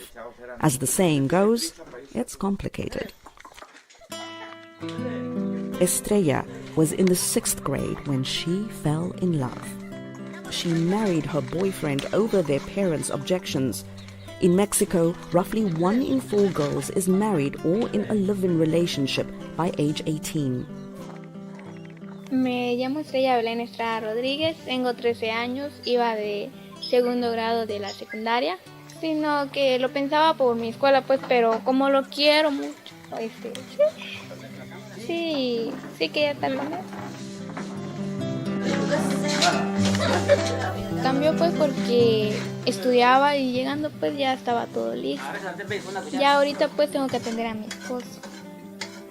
Me levanto temprano a darle pues su café para las 5:40, 6. Ya después empiezo a limpiar la casa, los trastes, lavo su ropa, todo, ¿no? Y ya le ayudo a mi suegra a hacer pues el desayuno para que aprenda yo a cocinar, pues, más que nada, porque como no muy sé, pues, ya mi suegra me enseña. Pero ya me estoy acostumbrando.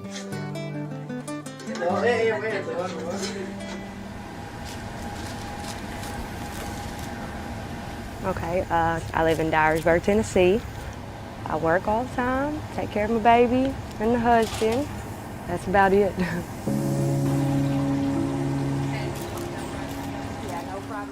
At 16, Katie married a man twice her age. Her mother signed the marriage license. I got pregnant underage, and that was kind of what had us go ahead and get married so I wouldn't send him to jail. A lot of people look down on him for it and stuff, you know, but like I told him, I don't care what anybody thinks. I love him, you know, it is what it is. I mean, we're like any other marriage couple. We've had our problems. I mean, we split up, I went and stayed with them for a little bit, but we just know we want to live with each other, we want to be with each other, you know what I mean? So we work through our problems. I couldn't live without him. Sultan in Turkey can relate to that. Now nearing 60, hers was an arranged marriage. She has 2 sons and no regrets. Güzel bir şeydi. Bilmiyorum. Ben de çocuktum. Beraber büyüdük oğlumla. Ama eşimi hiç tanımamıştım, bilmiyordum. Zamanla biz birbirimizi tanıdık. Şimdi çok mutluyum, çok şükür. Yani iki tane aslan gibi oğlum var. Güzel bir yerdedirler. Eşimle beraber yaşıyorum.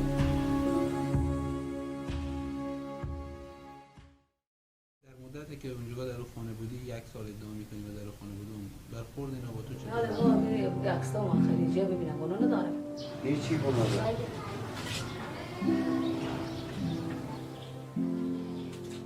8 months after her first interview, Samaya is transformed. She is divorced and living at home, away from the beatings and violence of her in-laws. Her father was sentenced to 2 years in jail for forcing her into marriage. She's happy and healing and wants to learn to read the Quran. اونا دارن زندگی خور میکنم، من زندگی عادی خور شروع کردم، خیاطی میکنم، من مادرم یک براری دارم، برار من فعلا به شرکت مایه بره کار میکنه، دیگه کسی نیاز ما که مثلا نوار خونه ما فقط مانه، اول خدا بعد از ما برار مینا کلا نمینا، پدر ما کارم نمیکرد. بله فعلا بیتر شده، حالا که پیام نیم خب به کل بیتر شده، به خاطر از اینکه پیام که به جنگ دعوا میکرد و چه میکرد، پولی که ما خیاطی کردی از ما میسون، به این واسه از اون لحاظ خیلی خوب خونه دیگه مو خیاطی مانه که مثلا اپرانه که بیارم برای ما خیلی میارم، بیشتر خیاطی و پیش مانه.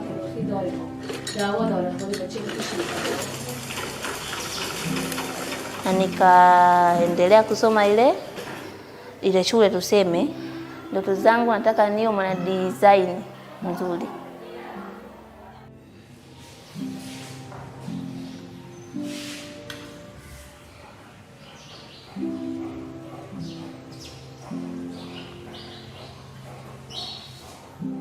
Ya alasan saya mengajukan ke MK, jangan sampai adanya pernikahan anak lagi.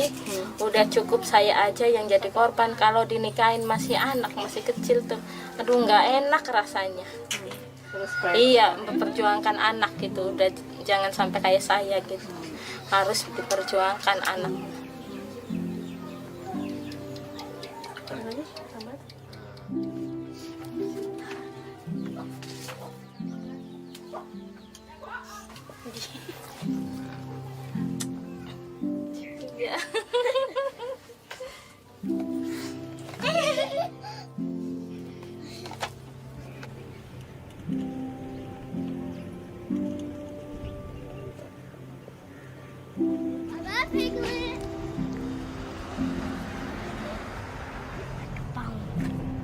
What about your microphone, Mama? It just stays there. Why? It just does. Nie minutę, to po dziru.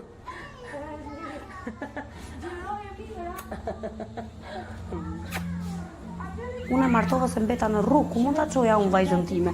Pra ma tisha në një shtëpi me vajzën, kisha një shtëpi personale siç jam këtu për shkak. Me vajzën time, normalisht unë do ta arsimoja fëmijën. S'kishte nevojë vajza im për burr 11 vjeçë, 12 vjeçë, 13 vjeçë. Ta arsimohesh të shkonte në një punë, të punonte për veten e saj në një kurs, për veten e saj, jo për mua, për veten. Unë do punoja vetë edhe për fëmijën që fëmia im të ishte dikushi. Girls like Samaya are the exception rather than the rule. Around the globe, they remain at risk. For every girl like Mwana Hamisi who escaped an unwanted marriage, millions more are trapped in abusive, unhappy unions. For every Katie and Sultan who found love, comfort and stability, millions more are like Khadija and Orkida who don't know what love is.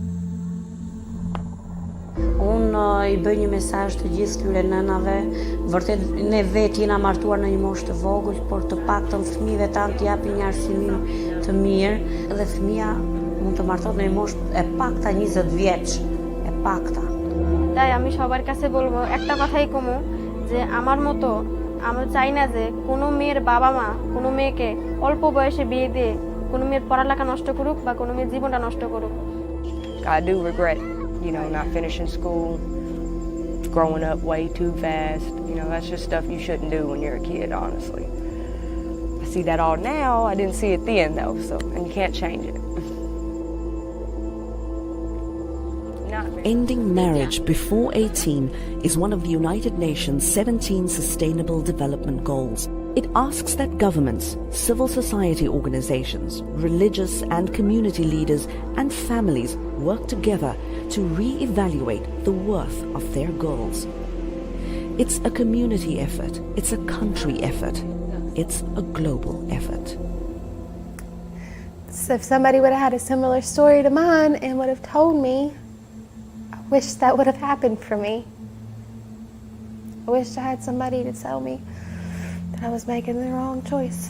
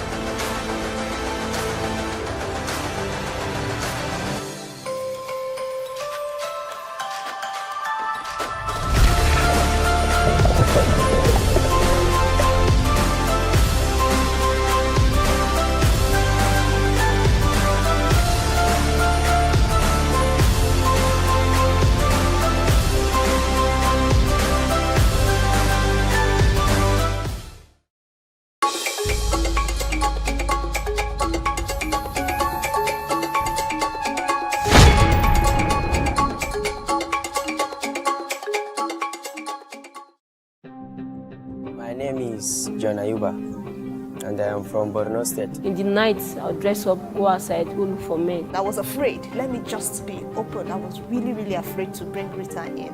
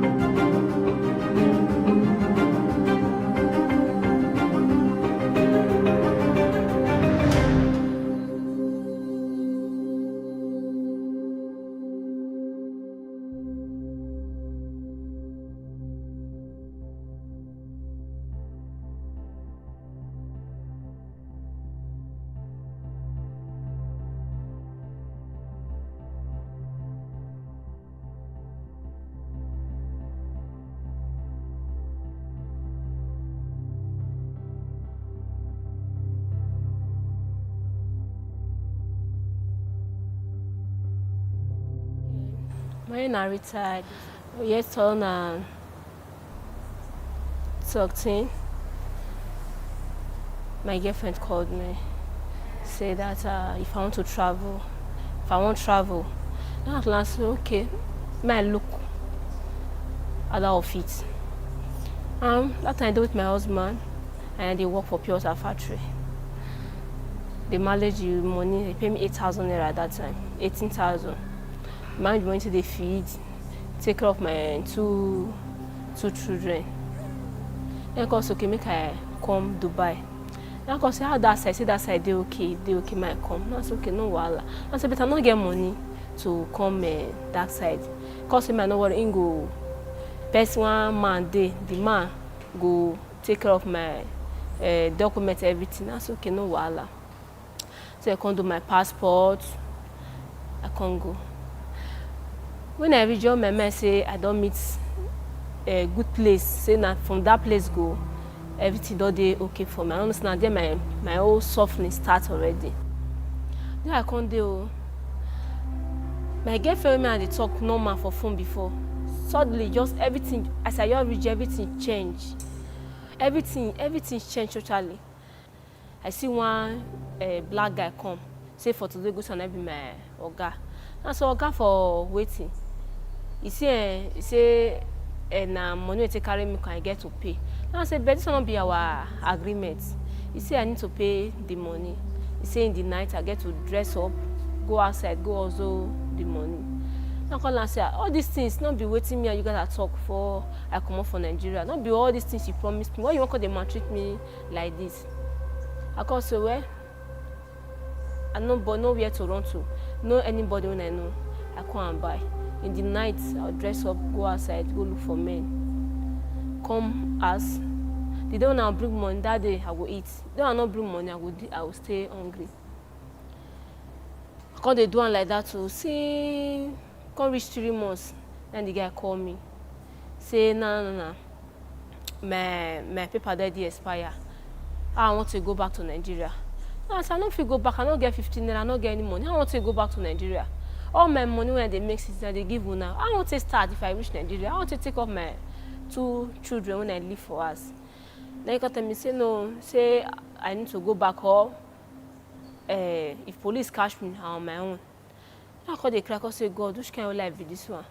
God, how if you take more for year now? God, which kind of life be this one? The other night I come after I eat finish, I come see back my dress come out. So I just come out.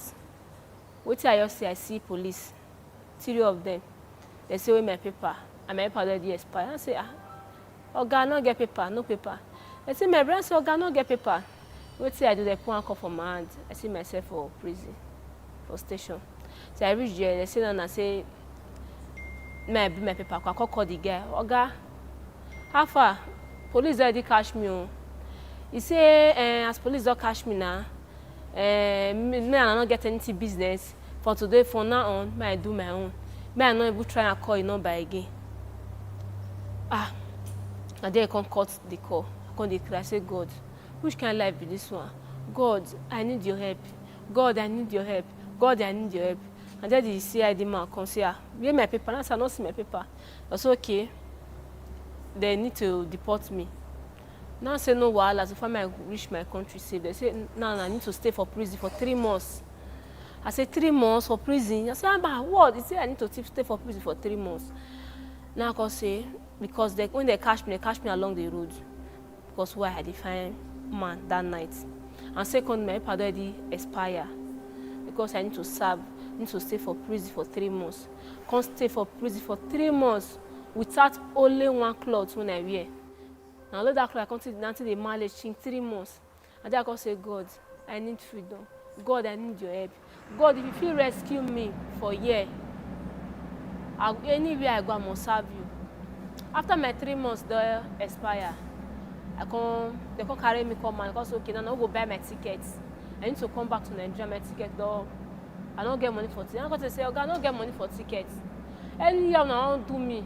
I don't get money to buy tickets. Nothing. I don't get anybody to call. So say I buy tickets.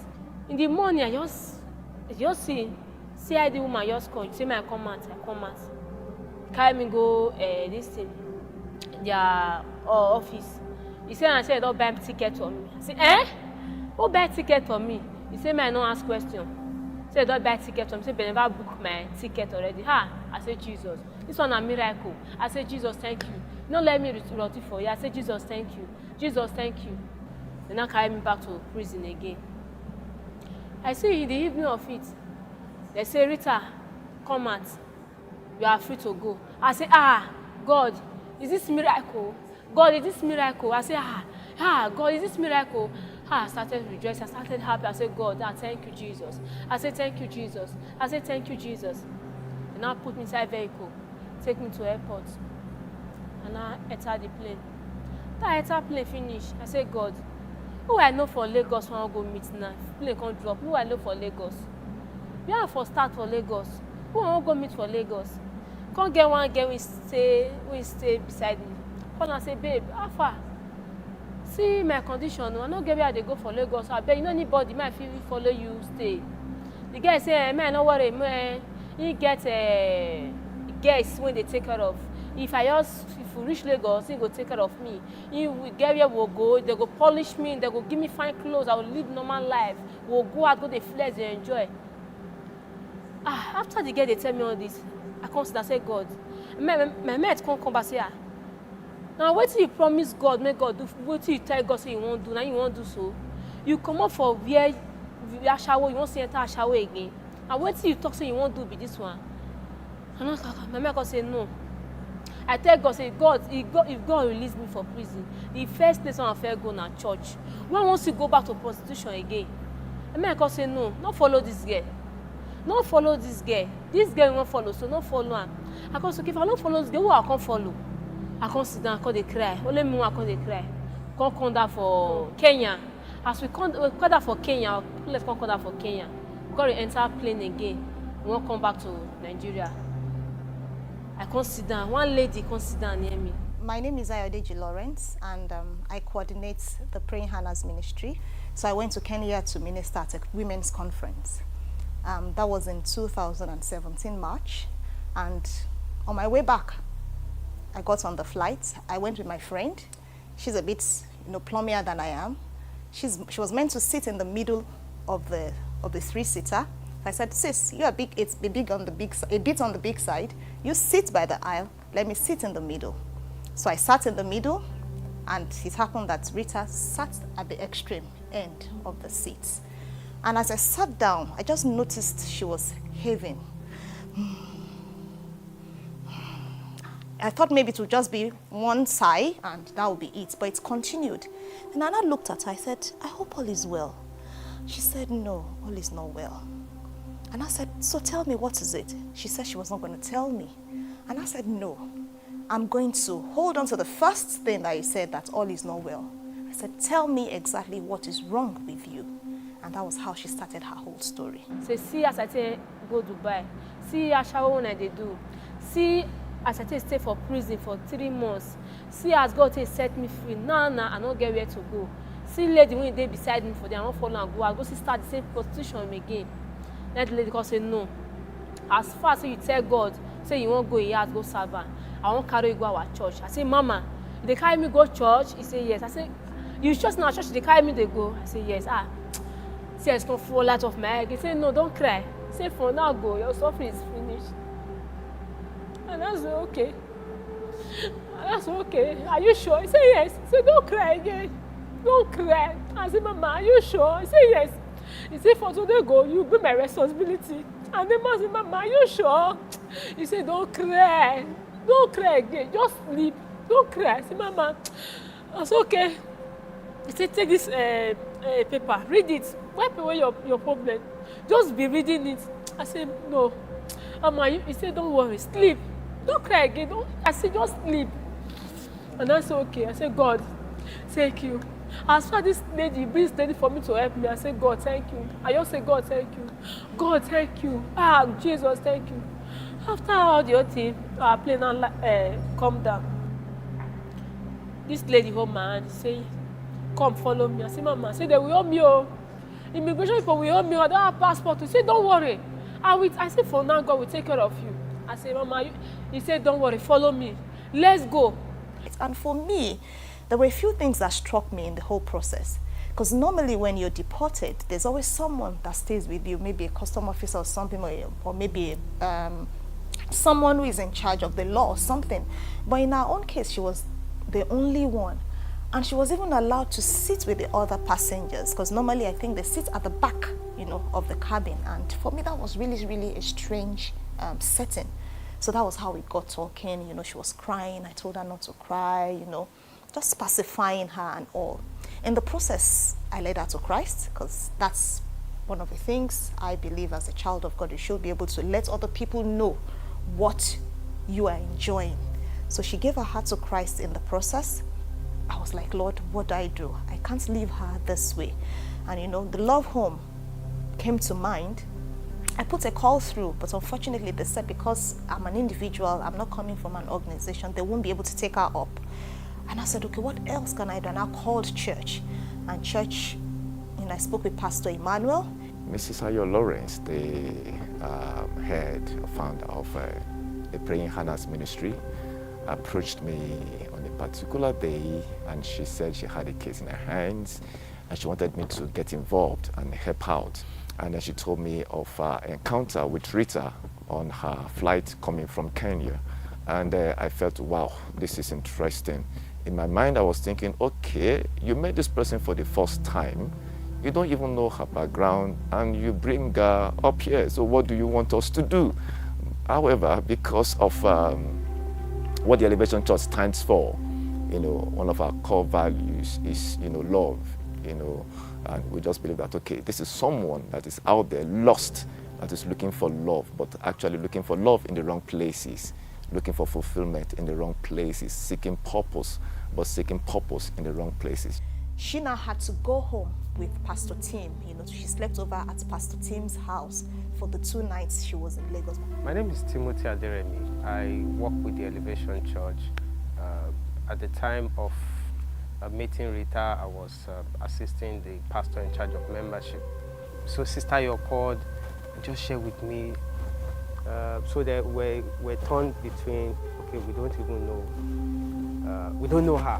One of the things that we preach in our church is that the Elevation Church is not only a church that people attend, but there's a family that people belong to. And so I have a small 3-bedroom at home, very small.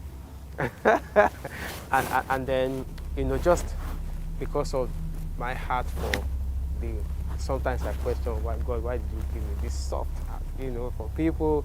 Maybe because I've also been through stuff in my life, and I felt one way to do this is to give back, give a helping hand. And so that day I put a call through to my wife. I said, there's this young lady in church introduced to me by our own friend, Sister Yo Lawrence. I said, it's Sister Yo. So beyond the fact that she's coming into an Elevation Church family, whatever Sister Yo is involved in, I would also gladly, get myself really involved. And a call to my wife, she also believed in her husband, so she said, okay, why not? Let her come in.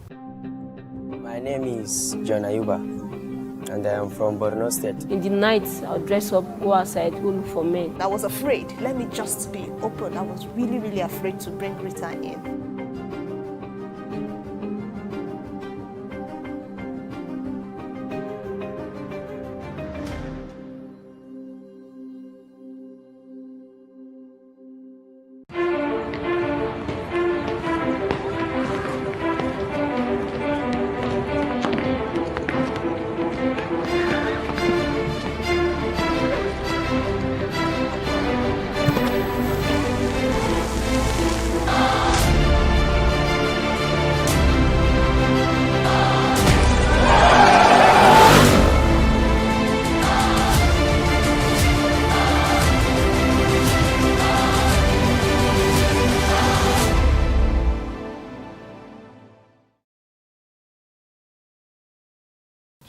The story continues as we rejoin Rita's story of redemption on 1 in a Million. In life, we have it's like a football match. Yeah, you have first half, you have second half, and you have halftime. Her meeting Sister Ayo was just that halftime moment for her. My name is John Ayuba, and I am from Borno State. In the night, I'll dress up, go outside, go look for men. I was afraid. Let me just be open. I was really, really afraid to bring Rita in.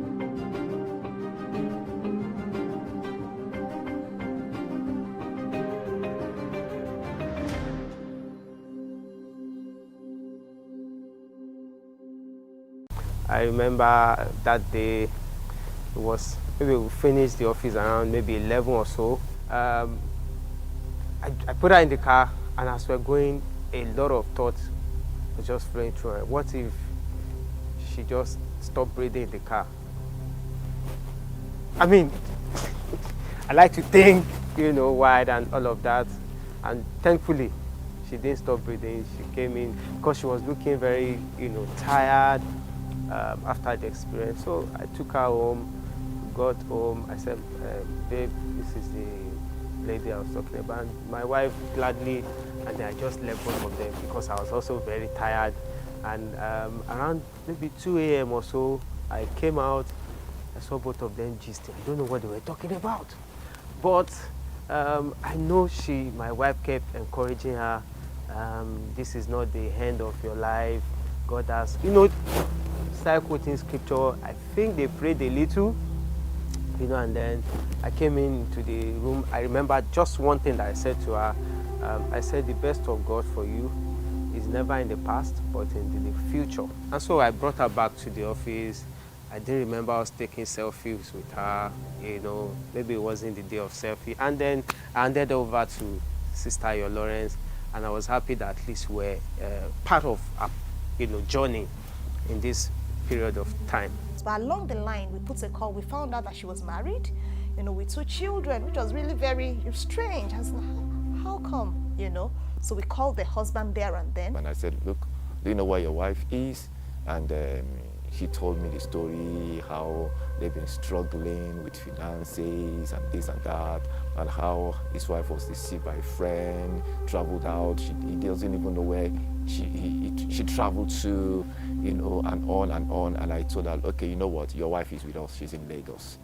And it's like, oh, interesting, what happened? So I was able to give him a bit of the story as was told by Mrs. Ayo.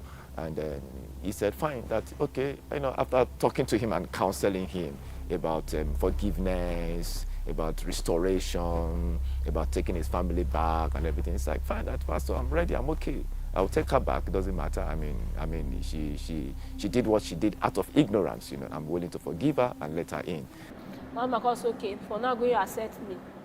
And then I can start. Come says, Mama, I don't feel sit down for her, because I not worry. You go find money for him, I take trade. Which kind of business I won't do? May I tell her, you go do business for me. I say, eh? I call tell Mama. Mama say, is this kind of person for life again? This kind of person they exist for life. I say, Mommy, I don't know. For that, because which business I will start? I was okay. I they do it. As I be do it where? I they do hair. And because okay, I go open salon. I say yes, I go open salon. You say, are you sure? I say yes, I go open salon. Because how much I feel you to open the salon? Can retailer say, see how much I go, see how much I use. You never even reach 2 days. I say a lot. Say Daddy send me the money. I say, eh? It's not a miracle. God, this is not a miracle. I want to become mother of my own. And then I come through, I come open store. And then I did now take the management business now. So God be the glory. I can't even get guests when they learn work from my hand. I get 2 guests when they learn work. When they come, they will thank, they will say, Madam, may I do this one? Madam, may I do this one? I just thank God for everything, for what God has done in my life. For what God has bring this woman to come and do in my life. And since then, I met this woman. My life changed. Anytime they go wrong, you must tell me, say, this one is wrong. Make sure say you do this one. I just thank God for making me. I just thank God for making him to make me to know this lady. I just thank God. Say, God, thank you. Thank you. Thank you. And I want to thank him too. I want to thank him. He's a big help to me, very big one. if it's not in today, maybe I don't know how my life will turn to. I don't know. I don't really know. I just thank him. I thank him very, very much.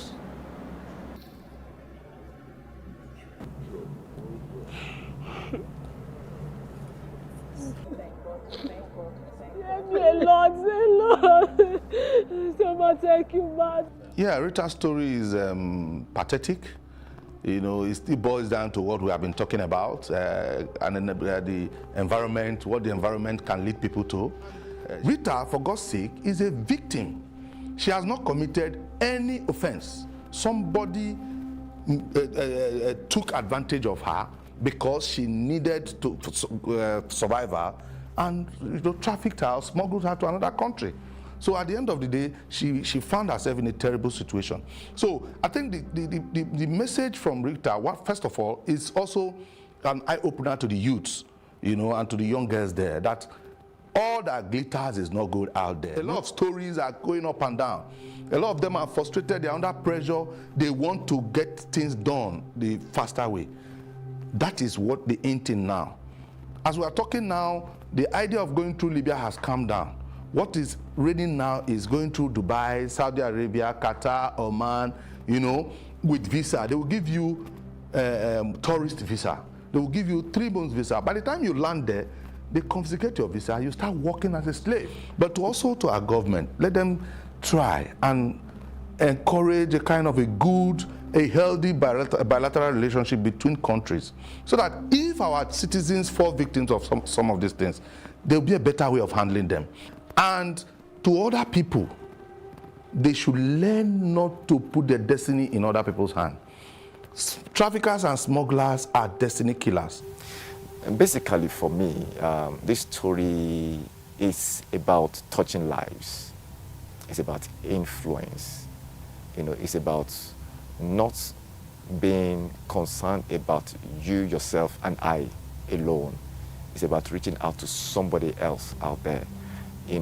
We always say it is cold out there.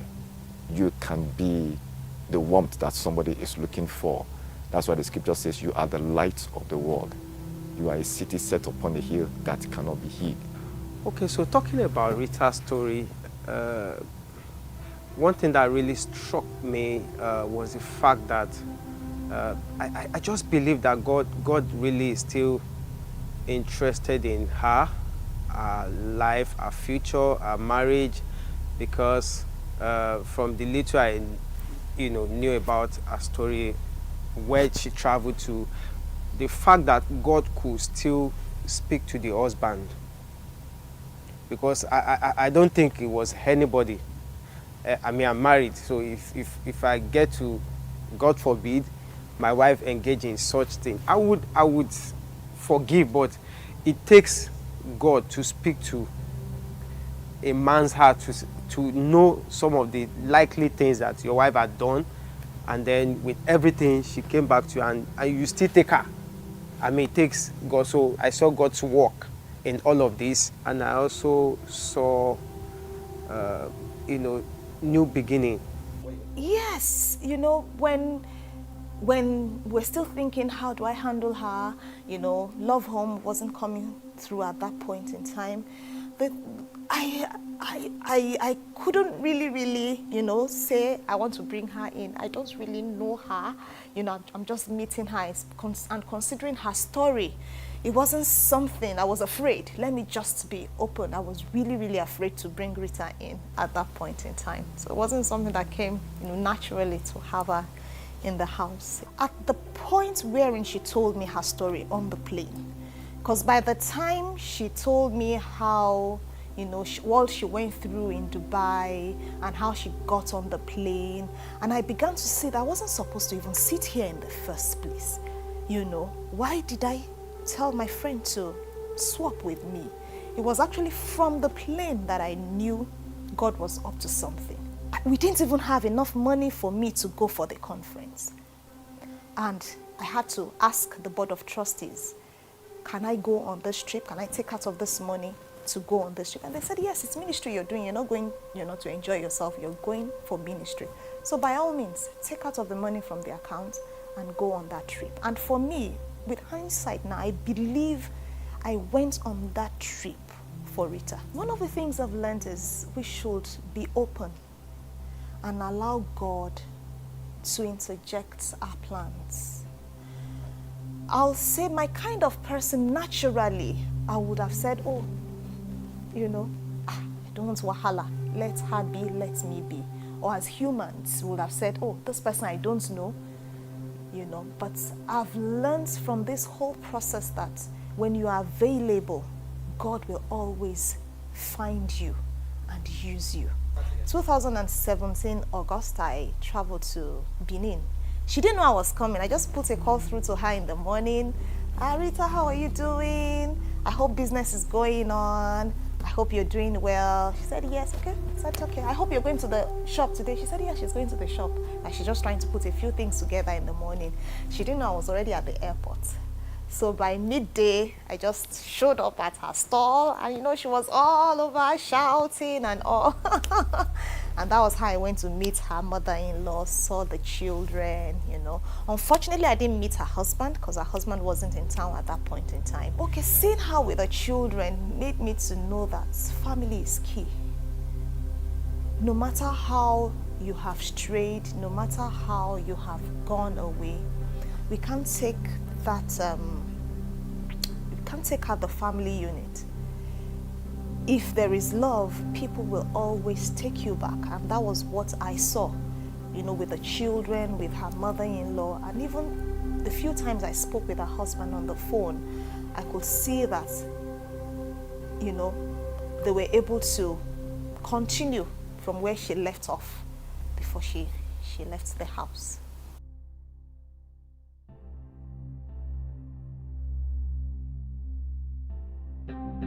My name is John Ayuba, and I am from Borno State. In the night, I'll dress up, go outside, go look for men. I was afraid. Let me just be open. I was really, really afraid to bring Rita in.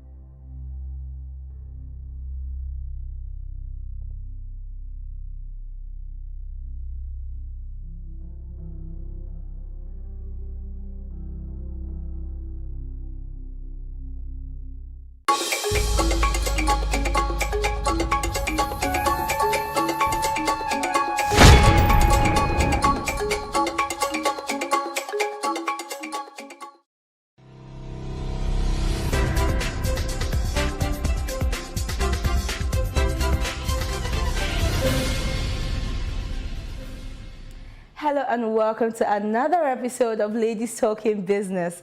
On this episode, I'm nothing short of excited about our guest. Stephanie Obi is an author, a speaker, coach, and tech founder. She helps entrepreneurs create, launch, and sell online courses. She has worked with over 200 women to create their online courses. Thank you so much for joining me in the studio. Thank you too. I'm happy to be here. The queen of online courses in Nigeria. It is not what you have that limits you, but it's what you have but don't know what to do with it. Tell us what inspired that particular quote. A man called Fela Durotoye. Okay. And it really hits me because I see this all the time when people people take what they know for granted, and they always focus on what they don't have. Oh, I don't have money, I don't have, oh, if only I had this, if only I had that. Meanwhile, they have wealth in their head, like they have knowledge that they can monetize, but it's just there sitting down doing nothing. And if only they can package that knowledge into an online course and sell it, they can sell it to Nigerians, they can sell it to Africa, they can sell it to people in any part of the world, and they can earn a healthy stream of income just by sitting down in their houses and be getting credit alerts. Now, this is something you do for a living. Yes. How many countries or how many continents have you been able to reach via training online? Oh, I've stopped counting these days, but I remember the first time that I launched my first online course. It was such a, I was shocked at the number of countries that we reached. I was just, what year was this? 2013. I launched my first online course, and people from over 9 countries signed up. I was having people from Saudi Arabia, Tanzania. I'm like, what? Oh my God! Like, I didn't believe it, but it was happening. So now I've gotten used to it, and it's no longer a big deal for me. But I found that the internet is so powerful. When you just put something out there, you don't know how people somewhere will get a hold of it, and they can patronize your product. But how did it all come about? How did you start this particular niche? Because it's quite foreign for some people. So at the time, I had this hobby, Ankara accessories. I knew how to make Ankara accessories, so I used to make them. All right, and then one day I said, you know, I would like to teach other people how I make these accessories. I've done this thing for a while. I've earned so much money from it. It has helped me all through when I was in school, when I was doing my master's, my first job. Like, I always had this nice side hustle. So I said, just imagine if other ladies can also have an extra stream of income. You know, let me do some trainings for them. I did my first training. I planned it. I created, you know, work toolkits. I did all sorts of things, and nobody showed up. Nobody, not one person. And so, you know, it was a very it was very emotional for me. I cried and cried and cried, and after crying, I cleaned my eyes and I said, there must be something I did wrong. Let me figure out what it is.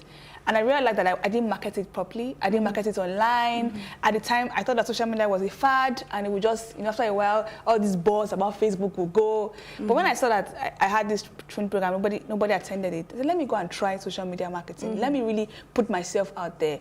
And so I did this training. And the first class, 4 people came. I said, okay, all right, it's a good sign. It's a good sign. It's a good place to be. So I kept marketing it online, and then I started getting people, messages from people in Yola, Ekiti State, Calabar. Stephanie, I really want to attend your training, but I can't travel right now. Can you come to my city? You know, I was getting messages from different places. I couldn't go to all these cities. And so I said, okay, what if I do an online course? What if I do an online training, and all these people can watch my training videos, and I don't have to travel to all these different cities? It's exactly the same thing you'd have thought if you were present there. Yeah. So I created the online course. It was an experiment. You know, I didn't really have a lot of expectations. Let me just see if it will work. This was 2013. The internet was not that, you know, a lot of people did not have access to data. The internet bubble that we have now wasn't and at that time, we even did not really have 3G, so your phone was always on GPRS, then you had to change the setting to 3G. So it was, you know, not a lot of people had access to smartphones, but let me just try. I did, and to my amazement, people paid for these trainings. People kept on paying for these trainings, and they kept on paying from different parts of the world. And it opened my eyes to this online education industry. And what I did not realize at the time is that this industry was already over worth $100 billion in the Western market, and it was very well developed. So people already knew what it was to create and sell online courses. But in Africa, we hadn't even started, because we were just getting access to the internet and stuff like that. That's how I discovered it, and I've been launching online courses ever since then. Because we see even Harvard Business School now has their online platform where they are monetizing, you know. Well, let's talk a bit about people's skill and experiences. Do you think we're taking advantage of our skills and experiences well enough? I think that we haven't, I'm talking as a country now, we haven't done so well. And the first problem is a lot of people don't know that they can even monetize their knowledge. So people don't even know. So they have skills, they have expertise, but they just have it. Or maybe they don't know how to go about it. Yeah, so some just have it, they don't know anything about it. Some don't know how to do anything.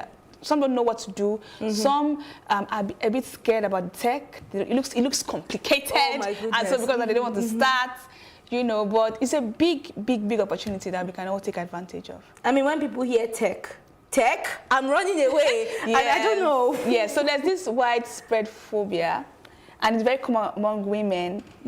If you talk to women about creating online courses, the first thing they'll tell you is, hey, I'm not a techie. I'm not a techie. And you know what I always say?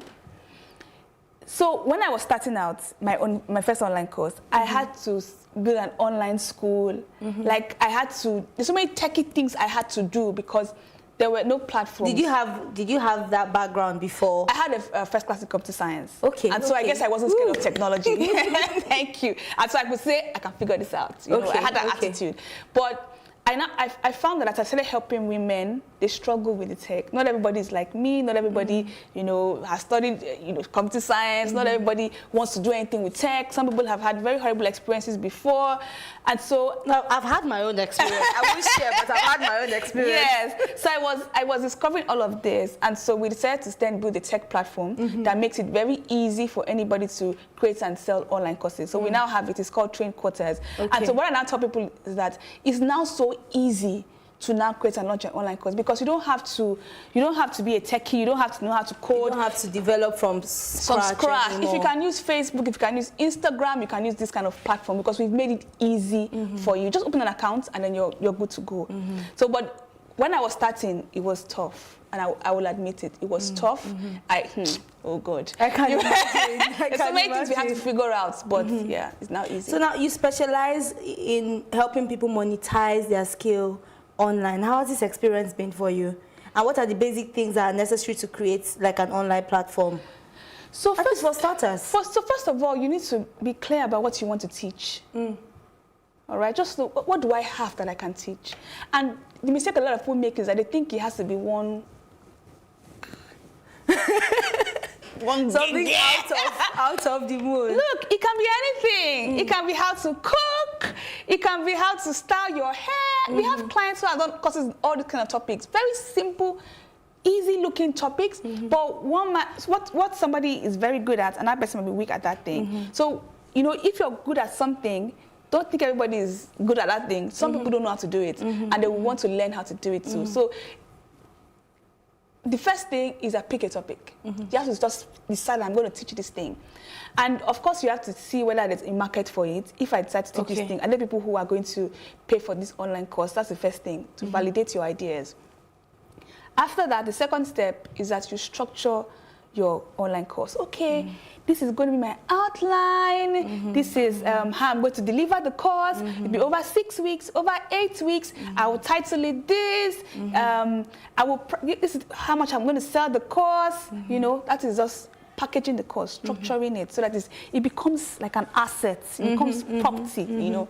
The next step is that you now start growing your audience.